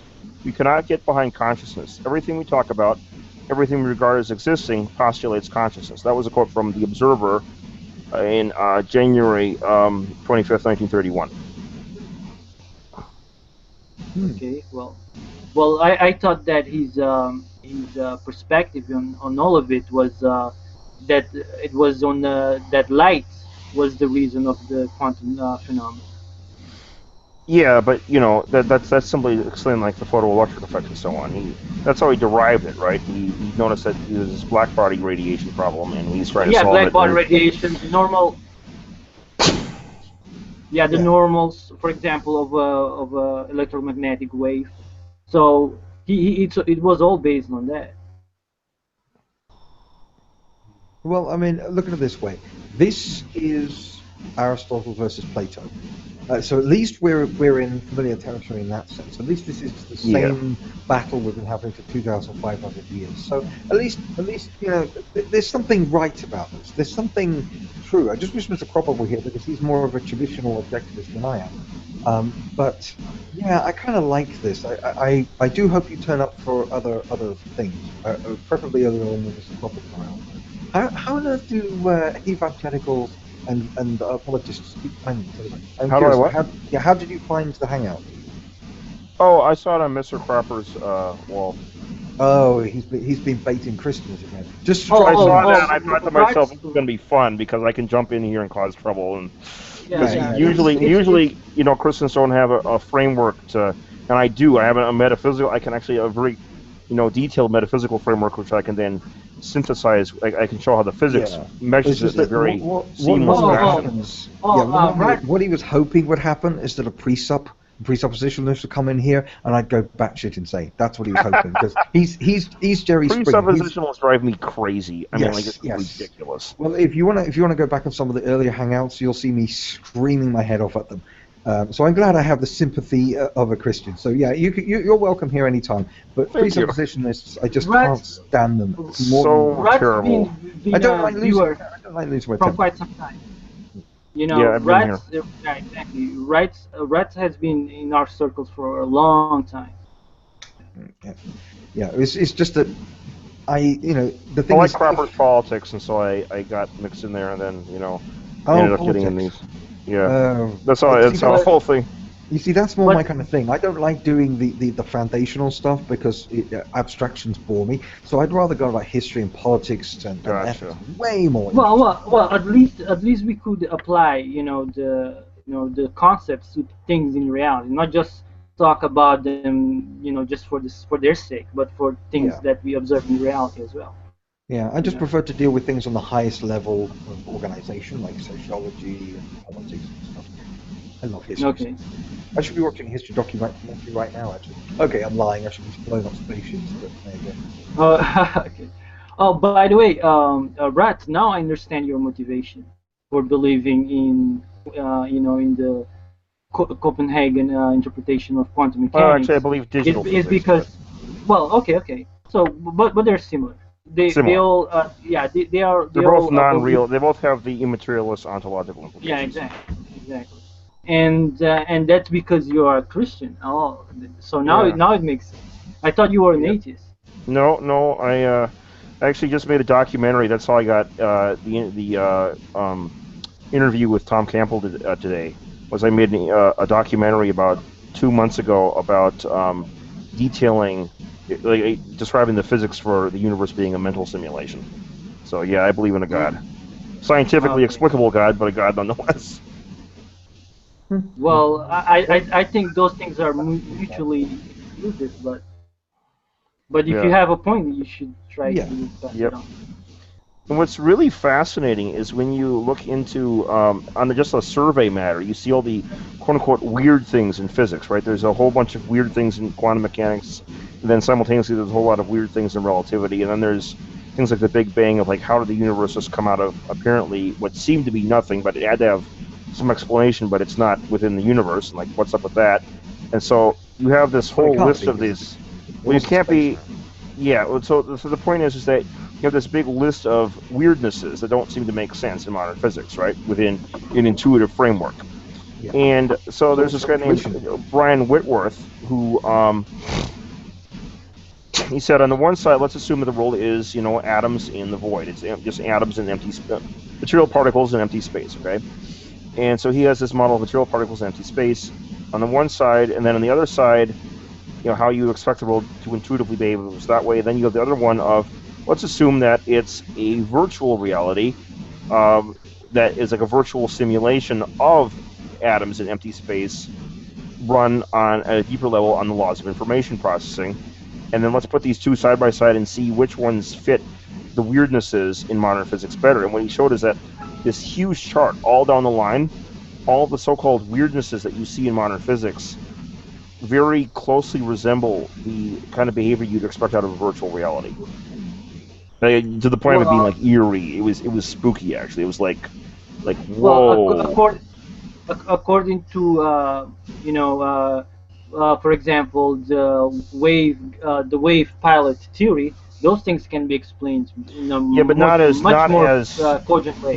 Not as parsimoniously though, because this one has a very simple premise, and then it shows how with the wave pilot you have to kind of shoehorn, you have to create kind of weird explanations how to get things that appear faster than light, and then when you do that you have to go in and say, well, how do you have to go then and kind of jerry-rig relativity up to make that fit too, and so on. And so you can do it after you jerry-rig it for a long while. But the problem is with this, all you do is you just take these things as is, as literal, right? Without any, additional material explanation to them, just as is. Okay. And then you say, does it fit into... You have to assume a lot of things for to make that theory work. No, Like, you just assume that the world is based on information processing. That everything that the space, time, and matter around us that we see is based on information processing. And then, when you have information processing, there are certain rule sets that information processing systems just behave. And then, when you apply those to a virtual reality, you see that rather than being something that you kind of have to artificially work a theory out on to make all the data fit, rather than that, all the data just falls out as a very natural framework. The framework is a natural consequence. But not as natural as supposing that everything is made out of matter. That like all the phenomena that we it's more counterintuitive with matter. It's more counterintuitive. Yes, it's more counterintuitive than matter. But in terms of parsimony, it's actually more parsimonious than the material alternative. So yes, it's less intuitive. It's very highly counterintuitive, in fact. Except when you look at the parsimony of it, parsimoniously explains it all with fewer assumptions, with far fewer assumptions. So it's more less violation. Well, no. Yeah, less violation of Occam's razor. But that is not the case, because you're assuming that there's a world of forms, and you cannot explain that world. Well, no, that's added on later. Okay, that's a separate. That's when you ask the question of what's doing the simulating. Okay, that's a whole other matter. Yeah, exactly. But what I'm saying is, when you get to just the physics half of it, like there's a lot of physicists that don't realize they don't attach metaphysics to it. They do agree that it's virtual, but they don't tie metaphysics to it. Okay, that's when you add the metaphysics in. But when the physics itself, okay, just the physics itself, all of the quantum gravity theorists, like this is the consensus in the quantum gravity community, whether you're a string theorist or a quantum gravity theorist, or they all together say that space, time, and matter emerge from information, and they say this because it explains the data. Yeah, well, the holographic universe. Alkin said the same thing in his day. He said that we should do away with all the theories, all the material theories, and just believe that everything was done by God, and that is the simplest. Right. Except that doesn't have explanatory power. So it's exactly the same. This has explanatory power because it has the very basic concept of a principle of the universe being based on information processing. Yeah, but once you go into a holographic universe, I mean, I have no objection to the holographic universe because basically it's just another way of understanding the nature of reality. But the problem is that once you go accept that, then anything goes beyond that. It can be any speculation is infinite, literally infinite. And so it can be. From infinite, it can be. Yeah, it is. Once you go, how do you go from infinite to evangelical Pentecostal? Well, the point is that it's not quite as infinite as you'd think. It would look that way on face value, but then there are ways to, for example, you can make deductions from holographic theory, such as, space-time emergence from entanglement. That's the recent discovery. They've derived in a very linear progression from holographic theory, and so that you can do that with something like. Tononi's, which is also based on a very solid understanding of consciousness, Tononi's integrated information theory, which is sort of considered to be ontology neutral, and in there he points out how do you know that that's not a reflection of an intermediate reality and there's another reality below that? How do you know there's an infinite number of realities? Well, there could be. You mean like a nesting Russian doll situation? No, but the point is that you could have it is possible, and I don't know any way to prove or disprove that outright. However, what you can do is point out that our Russian doll at the bottom has quantum bits in it, okay? And now the thing is that with quantum bits, you have, instead of a regular bit, it's just a 1 or a 0. A quantum bit is a 1 and a 0, but sometimes it's not just a 1 and a 0, it's a 1 and a 0 and a 1 and a 1 and a 0 and a 0 and so on for, huge quantum superposition of 1s and zeros. Now, if you were to take that and you were to put it into some next level up that was classical, let's suppose it was classical, for example, and it was not quantum mechanics space and did not have qubits in it. If it did not have qubits in it, you'd have to unpack all the superposition in those qubits into classical bits at the next level up, okay? And that would mean that you'd have to have a hard drive that was bigger than our universe in their universe. So it would have to be bigger than their universe, and it would furthermore have to have exponential slowdown, which of course that would be impossible to build and impractical. There would be no reason to do it. We're already in the impossible here. We're dealing with something beyond the universe. So the point is is that if there is a world like a computer of sorts that is simulating our world, not a mind, but like a a matrix simulation with like on the Matrix with actual machines in the future simulating us and so on, then that world would also have to have quantum mechanics in it, or would not be compact enough to simulate the quantum bits in our world. What if it had different laws? And so therefore it follows that the world upstairs also has quantum mechanics, and therefore is also based on information processing, and therefore is also virtual. So it would have to be, the fact that we have quantum bits in our universe indicates that any universes that would simulate ours in a classical sense, or actually any universe that would have to simulate some kind of quantum, some computer of some sort, would also have to be quantum mechanical, and therefore you'd have to have the same immaterialist implications would apply all the way up the chain, basically. Yeah, but the problem is with primacy of mind is that the mind is more complicated than the simplest forms of matter the universe started out as. Well, that's kind of, I mean, like the eye, for example, is about as simple as you can get. In fact, I've seen a philosophical argument that showed that it was a somewhat complex thing to get there, the argument, but the conclusion of it was very simple, was that the mind is, the eye, the Cartesian ego, is irreducibly simple, and you can't explain it beyond, you can't explain it more fundamentally than just the eye. It's irreducibly simple as a thing. Then just the eye, what you mean? The eye evolved through gradual stages of utility. So, I mean... Now, it is true that you can have more complex minds, you know, perception, for example, that gets into, you know, complicated issues of, you know, there has to be a syntactic framework for it. The universe at the beginning? What? Is the mind more complicated than the universe at the beginning? No, the mind would be irreducibly simple at bottom. Yeah, but what, the mind that creates... I mean, not a mind that is, you know, more evolved than that. We're dealing with a very odd definition of mind a lot of the time as well. That's okay, you can have a mind become very... You can have, okay, let me put it this way. A mind can be as complex as you want. Very, very, very complicated. You can have a mind be as complicated as you want, okay? You can be as complicated as you want, ultimately. However, mentality, which is, you know, the fundamental element of mind, is very simple. Mentality isn't the fundamental element of mind. Well, mind like, is for example, complicated because the structure of the brain is complicated. Well, that assumes that the structure of the brain is more than an avatar. Right. Why do we have such a complex brain if the mind? Because the mind. Because our minds are not just. I mean, we're not just simple minds like that. Why does a brain exist? Why does a brain? It's an avatar. It has to. You have control of your hand, and you have sensory input, and so on. It's a complex interface. You have to have something that will, you know, interface to your mind that has all those huge amounts of space for a lot more than that. We've been able to trace a huge amount of cognitive activity to specific parts of the brain. The brain isn't just. Oh yeah, I won't deny the correlates are there. What I'm saying is, you know, the correlates would be there if it's an avatar as well. The brain is so far going by neuroscience 100%. Yeah, but that doesn't tell you. That doesn't tell you if that's more than correlates or not. Like the neuroscience is. I mean, this is the whole point. You know, you're talking about. But what you're getting at is chain of cause effect. This is rock solid. So-called easy problem. Okay, what you're getting at is the so-called easy problem. The thing is that neuroscience, by its very nature, is ill-equipped to answer the hard problem of consciousness. Right? You're feeling with Chalmers' hard problem, right? Well, the problem of consciousness is solved by psychology, not by neuroscience. Because philosophy of mind, but yeah. Because you know, a computer cannot explain a software by only looking at the components of the computer. You know, and it's the same with the mind.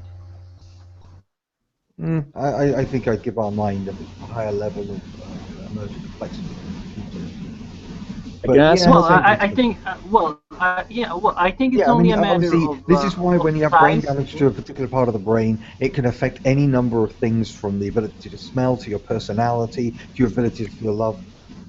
Every single last aspect of the mind is dependent on the brain. Denying that would be neuroscience. And the point is that that's the problem with this whole. So when you talk about a mind, we are talking about the only kind of mind we have any evidence for is something that is dependent upon the specifics of a complex organism. Yeah, and so when we're talking about a mind being at the base of the universe, you're dealing with the use of a word and applying it to something completely beyond. No, because in neuroscience they have something called integrated information theory, and you can use that in conjunction with these emergent space-time models to make a. You can use the two together in a very simple way to argue that the universe emerges from consciousness. or space that emerges from consciousness in a mind. Right. The argument goes very simply. So Premise 1, space emerges from entangled information. Premise 2, entangled information as integrated information, which I have a quote from Tononi on in his seminal paper on the topic, which is integrated information is consciousness, and so therefore space-time emerges from integrated information or consciousness. wait simple. a second. You're using entanglements as an excuse to say that that the mind is primordial, that the mind is the first thing. How does that follow? Via integrated information theory. So, in integrated information theory, you have bits of information that can't be separated from one another, like little on the camera not detected button up top, or the live button up top. There's yellow and there's square, okay, and the square shape and the yellow color. Okay, now the color can't exist without the yellow. You know, you can't have a color without a shape associated with it, and the shape you can't have without a color associated with it. So those two bits would be said to be integrated, okay. And furthermore, it's part of a larger conscious experience, which tells us that, you know, it has specific relations to the various colors of the people in the chat and distances, spatial distances, and so on. And those are all pieces of information that are integrated, okay? So that is just a quantification of subjective experience, and that's what integrated information theory does, is it quantifies the subjective experience. But now what it points out, though, is that the mathematical definition of that is that, you know, well, they actually put it into mathematics, but the framework of that is that the two pieces of information cannot be separated from one another. They're part of the same system or the same state. They're defined by the same holistic state. Okay, and it turns out that when let me get the exact quote on this. One second. I gotta dig this up. I have it in a script, so I'm gonna give me. I think this is right. I hope this is right. That might not be right. Let me see if it's right or not. It's just that the problem is you lose me at the use of the word mind outside of human mind. The moment you do that, you're using the term to describe something hypothetical that is completely... Okay, well, you're presupposing that the mind is... I'm just using the word in the meaningful sense. Right, I know. We always associate minds with brains, and that is correct. They are associated with brains. But the point is that doesn't mean that... They're a necessary emergent property. If you damage the brain, you damage the mind. No, you damage the part of the mind that's projected into the brain, yes. But my point is that you can't... The hard problem of consciousness points that you can't say that mind precedes brain or brain precedes mind, okay? Yes, you can. They're correlates. You can... I mean, obviously there is a two-way relationship. Don't damage the mind. No. Look, if I were to head fuck you with some super logic, your brain wouldn't suddenly cave in. It's okay. All right. So let's suppose I'm in a car, okay? And the car gets damaged, okay?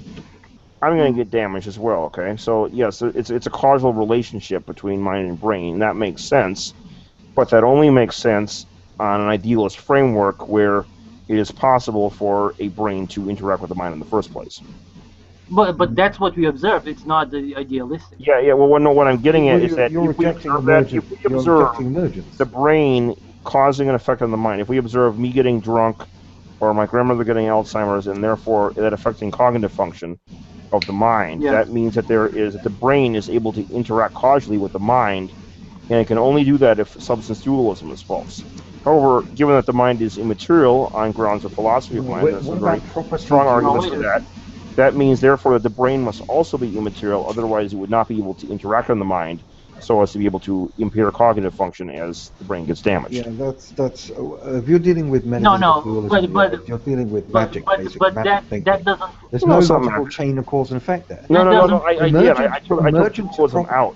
Emergent dualism explains the chain of cause and effect. Dualism I took the dualism out. That's why I was saying dualism is false. Okay, right. The entire point is that given that the mind is immaterial and that dualism is false, it therefore follows that if the brain is able to cause an effect on the mind, it therefore follows that the brain must also be immaterial. It's not immaterial. Well, no, we know the mind is immaterial because of Mary the color scientist argument and the hard problem. Okay, but we know that the mind is immaterial because of the Mary the color scientist argument and the hard problem of consciousness. Now, That no, being the Why case, can't you though, mention there immaterial there are emergence other of ways material? of explaining consciousness. I don't know if you heard of Julian Jaynes' theory, bicameralism. He explains, consciousness as we know it, using how do you get past psychology the and subject-object gap? neurology. How do you get past the subject-object, Levines and subject-object gap? Say Like, again? it's the explanatory gap in philosophy of mind. Like, the mind is only in terms of subjective terms, whereas we talk about matter only in terms of objective terms. Well, except for when we talk about perception of it. But Why Well, can't you the mind is able to emerge self-reflect, from the so matter?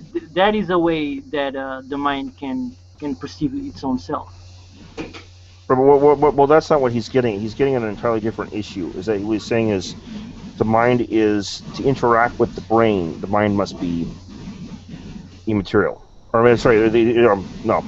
The brain must be immaterial. I'm jumping topics here. The way, okay, to explain, there are different language terms, different conceptual frameworks that that apply to the mind and then apply to the brain or to matter. Okay, and so the point he's getting at is that these two conceptual frameworks don't interact with each other, they don't overlap with each other, and they don't equate to each other. Well, Why do they the door. Guys, someone's knocking on the door. I gotta go. Take a computer and, Guys, give me a and moment. software. Yeah, he's answering. Software is immaterial, if you will, but the computer can communicate with it, at will. Yeah, I mean, this is the merger. He's denying. Oh, where's he gone? Where's the cat guy gone? There you are. I think Daniel. Yeah. The thing is, he's denying emergent complexity completely. Sorry, hold on here. I had to get up for something. Someone called me off. Okay. So you're denying emergent complexity, yes? Well, the thing is that there aren't any. I haven't seen any arguments for emergentism that convince me is a thing. Well, everything in the universe. Emergentism of the mind specifically. Well, yeah, but everything else is emergent. So why the mind is? Well, because emergence implies reducibility, and the mind is irreducible. Well, not really. Only in conceptual forms, but it's not. It's a finite phenomena of a finite substance. Because again, brain damage to the brain affects the personality in a specific way. That assumes that it's not an avatar, and it assumes that the material brain. I'm just operating on emergent complexity because that's what the evidence. Okay. What I'm getting at though is that here. Let me give you a piece of evidence right off the bat that the mind is not emergent. Okay, you see that little yellow button up there? Live, it says? Yes. Yeah. Okay, can you reduce the color yellow?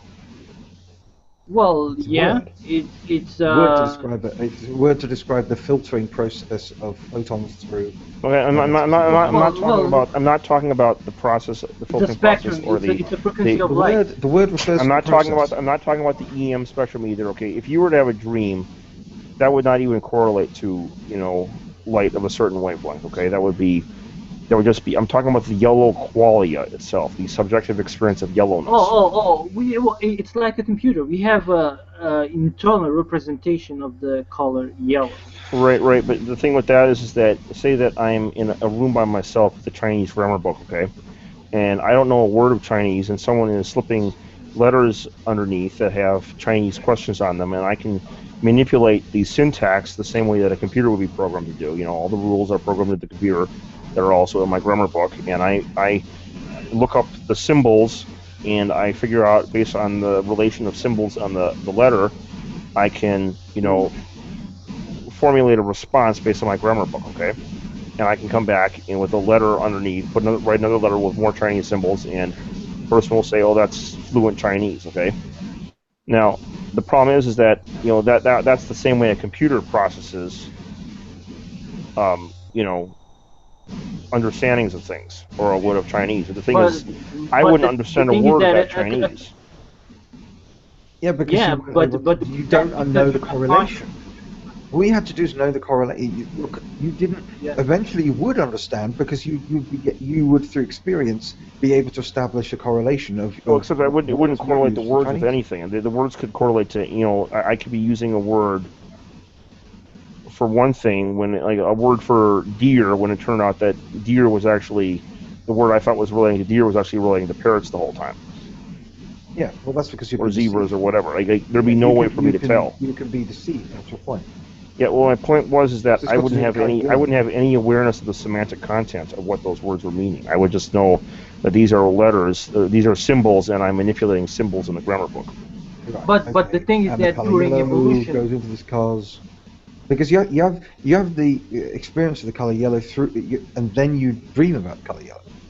yeah. Okay, well, what I'm getting at is that it's the same experience, whether or not it's in our world or in the dream world. Our minds, our minds were trained to but identify yellow it's just as it's an echo of official cue. What? It's an echo of empirical reality. Okay, my point is, though, is that the yellowness itself, the qualia, okay? The qualia is not just light of a certain wavelength. Yeah, it starts off that it's way. a representation. It's emergent complexity. Okay, if it's emergent, okay, let's assume it's emergent for a second, okay? So you say it's emergent, right? If it's emergent, then it emerges from something more fundamental, correct? Yes, like matter. Okay, and if it's if it reduces to something more fundamental, or if it emerges something more fundamental, then it follows that it also reduces to that something more fundamental. Okay, right?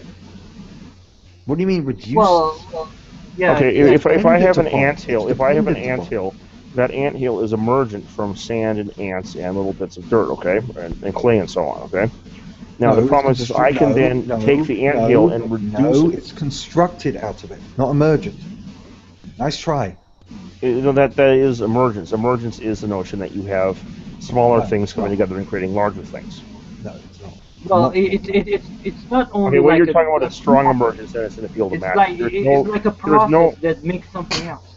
Okay, can you explain to me how you logically deduce? An ant doesn't have consciousness. An anthill doesn't have consciousness. Rather. Doesn't have consciousness. That's not the point. It's an emergence. It's an example of emergence. No, okay? it's a construction. What's the difference between a construction and emergence then? Well, it's a construction of the. Well, the whole point is that it doesn't have the ability to think.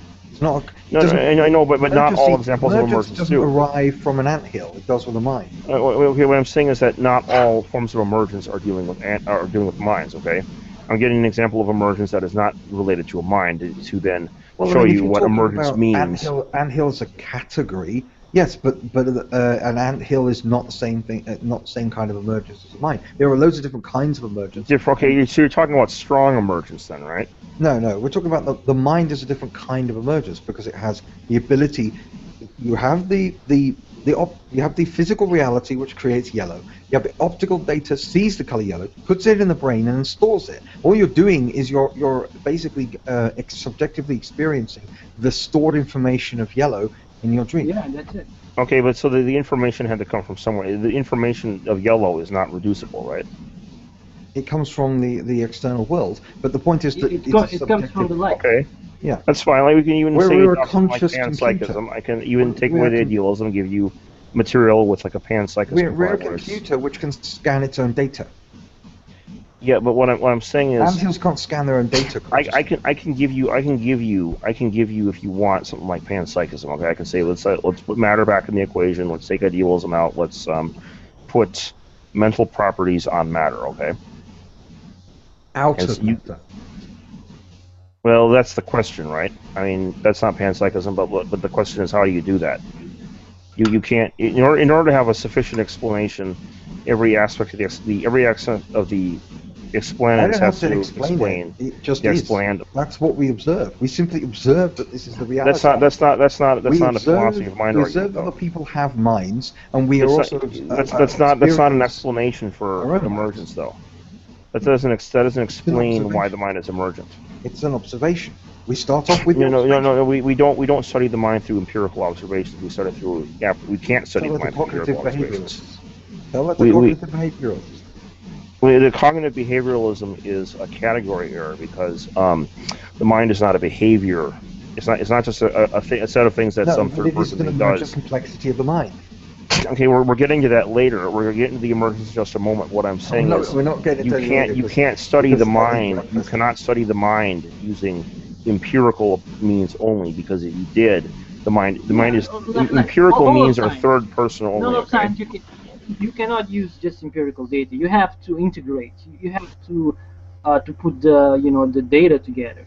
Yeah. Well, yeah, you also have to include the a priori component of it, because mind is, as we know, as a first-person subjective experience, which is not of an empirical or third-person nature. And since science only deals with the third person, we cannot study the mind. Anyway, I'll leave you to it because I need to have breakfast now. So maybe you'll come in earlier on when Mr. Cropper's here, because I'd love to see you two go at it. No. So good luck, everybody. Bye bye. Bye. See ya. Oh boy, I gotta get off too soon. All right. Yeah, but the thing is that we can observe in nature that we can see from less evolved creatures that their minds are not as evolved as ours. So we can see that it emerged from. Say again? They have less entanglement? Yeah, less entanglement in the brain and so on. Or different entanglement in some cases. Well, I'm not sure if there's entanglement in the mind, in the brain, but the point is that we can see it in nature that minds evolve, coming from simpler types of minds. Yeah, they evolve, but mentality doesn't evolve. Mentality doesn't evolve. Well, really? But like, take humans for example. We have consciousness. Oh yeah, I know. Consciousness does evolve. Yes, consciousness does evolve from smaller to greater and so on. But what I'm saying is that the fundamental attributes of consciousness, the mentality at root, is fundamental. That does evolve into more complex. Like you have Legos, right? Legos are fundamental, but you can make larger and larger kits out of them. You know. Well, yeah, like the same laws apply to to lesser minds than bigger minds. But yeah, like logic, for example, they all use logic to a certain extent. I agree with that. But I wouldn't call that mentality. Mentality has more to do with the culture, mentality is a philosophic category, like subjective experience, subjectivity. Yes, because. Yeah, that's the only way we can observe nature. That's fundamental. That's not evolved. That's fundamental. Well, like all animals, they have various degrees of perception. Some perceive more things, some perceive less things. So I'm not sure where you're getting at.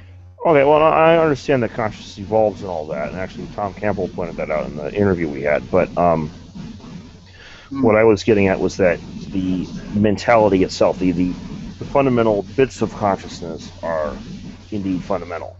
They're not derived from anything more fundamental than it. Hello? Animals have awareness, like we have awareness like some animals have, but to get to consciousness, what I call consciousness is self-reflection or introspection. I don't think like other animals have them, because that would require them to have higher concepts. There's some of them that might, like that chimpanzees, dogs, and dolphins might, but I get your point. Yeah, but they certainly can recognize themselves in the mirror, like a computer can recognize itself in the mirror, by the Well, that was the actually shape. the exact test. That was the exact test they did. Dogs, dolphins, and chimps can recognize themselves in the mirror. Yeah, and the computer too, if you give the computer the right parameters. Well, it has the functions that does that, but yeah. Yeah, but that doesn't imply introspection. Okay, you got a like point consciousness. there. We assume it does, but it might not. Yeah. Yeah. Like for example, my idea of consciousness comes from a very good book by Julius James, is the Breakdown of the Bicameral Mind, that studies how consciousness as we know it today evolved from a psychological and neurological standpoint. So it's I wouldn't disagree with that. I do think that consciousness does evolve. So. All right. Speaking of which, I think I'm going to go to sleep because it's pretty late. I gotta do the same thing here. And I'll talk to you later. Yeah, okay. Maybe tomorrow we can talk about the electric universe, because I have the references. And are you for on example, Facebook? I'm on Facebook, but I don't really use it much. Just use it, turn it on, and then send me some links. So. Okay, yeah. But just I wanted to make a point. I wanted to tell you about the density of electric currents in space. You know, so that's relevant. You know, the power of electricity in space. But yeah, later on I'll send it to you, and maybe we can discuss it later. All right, Okay. I'm out. Okay, bye.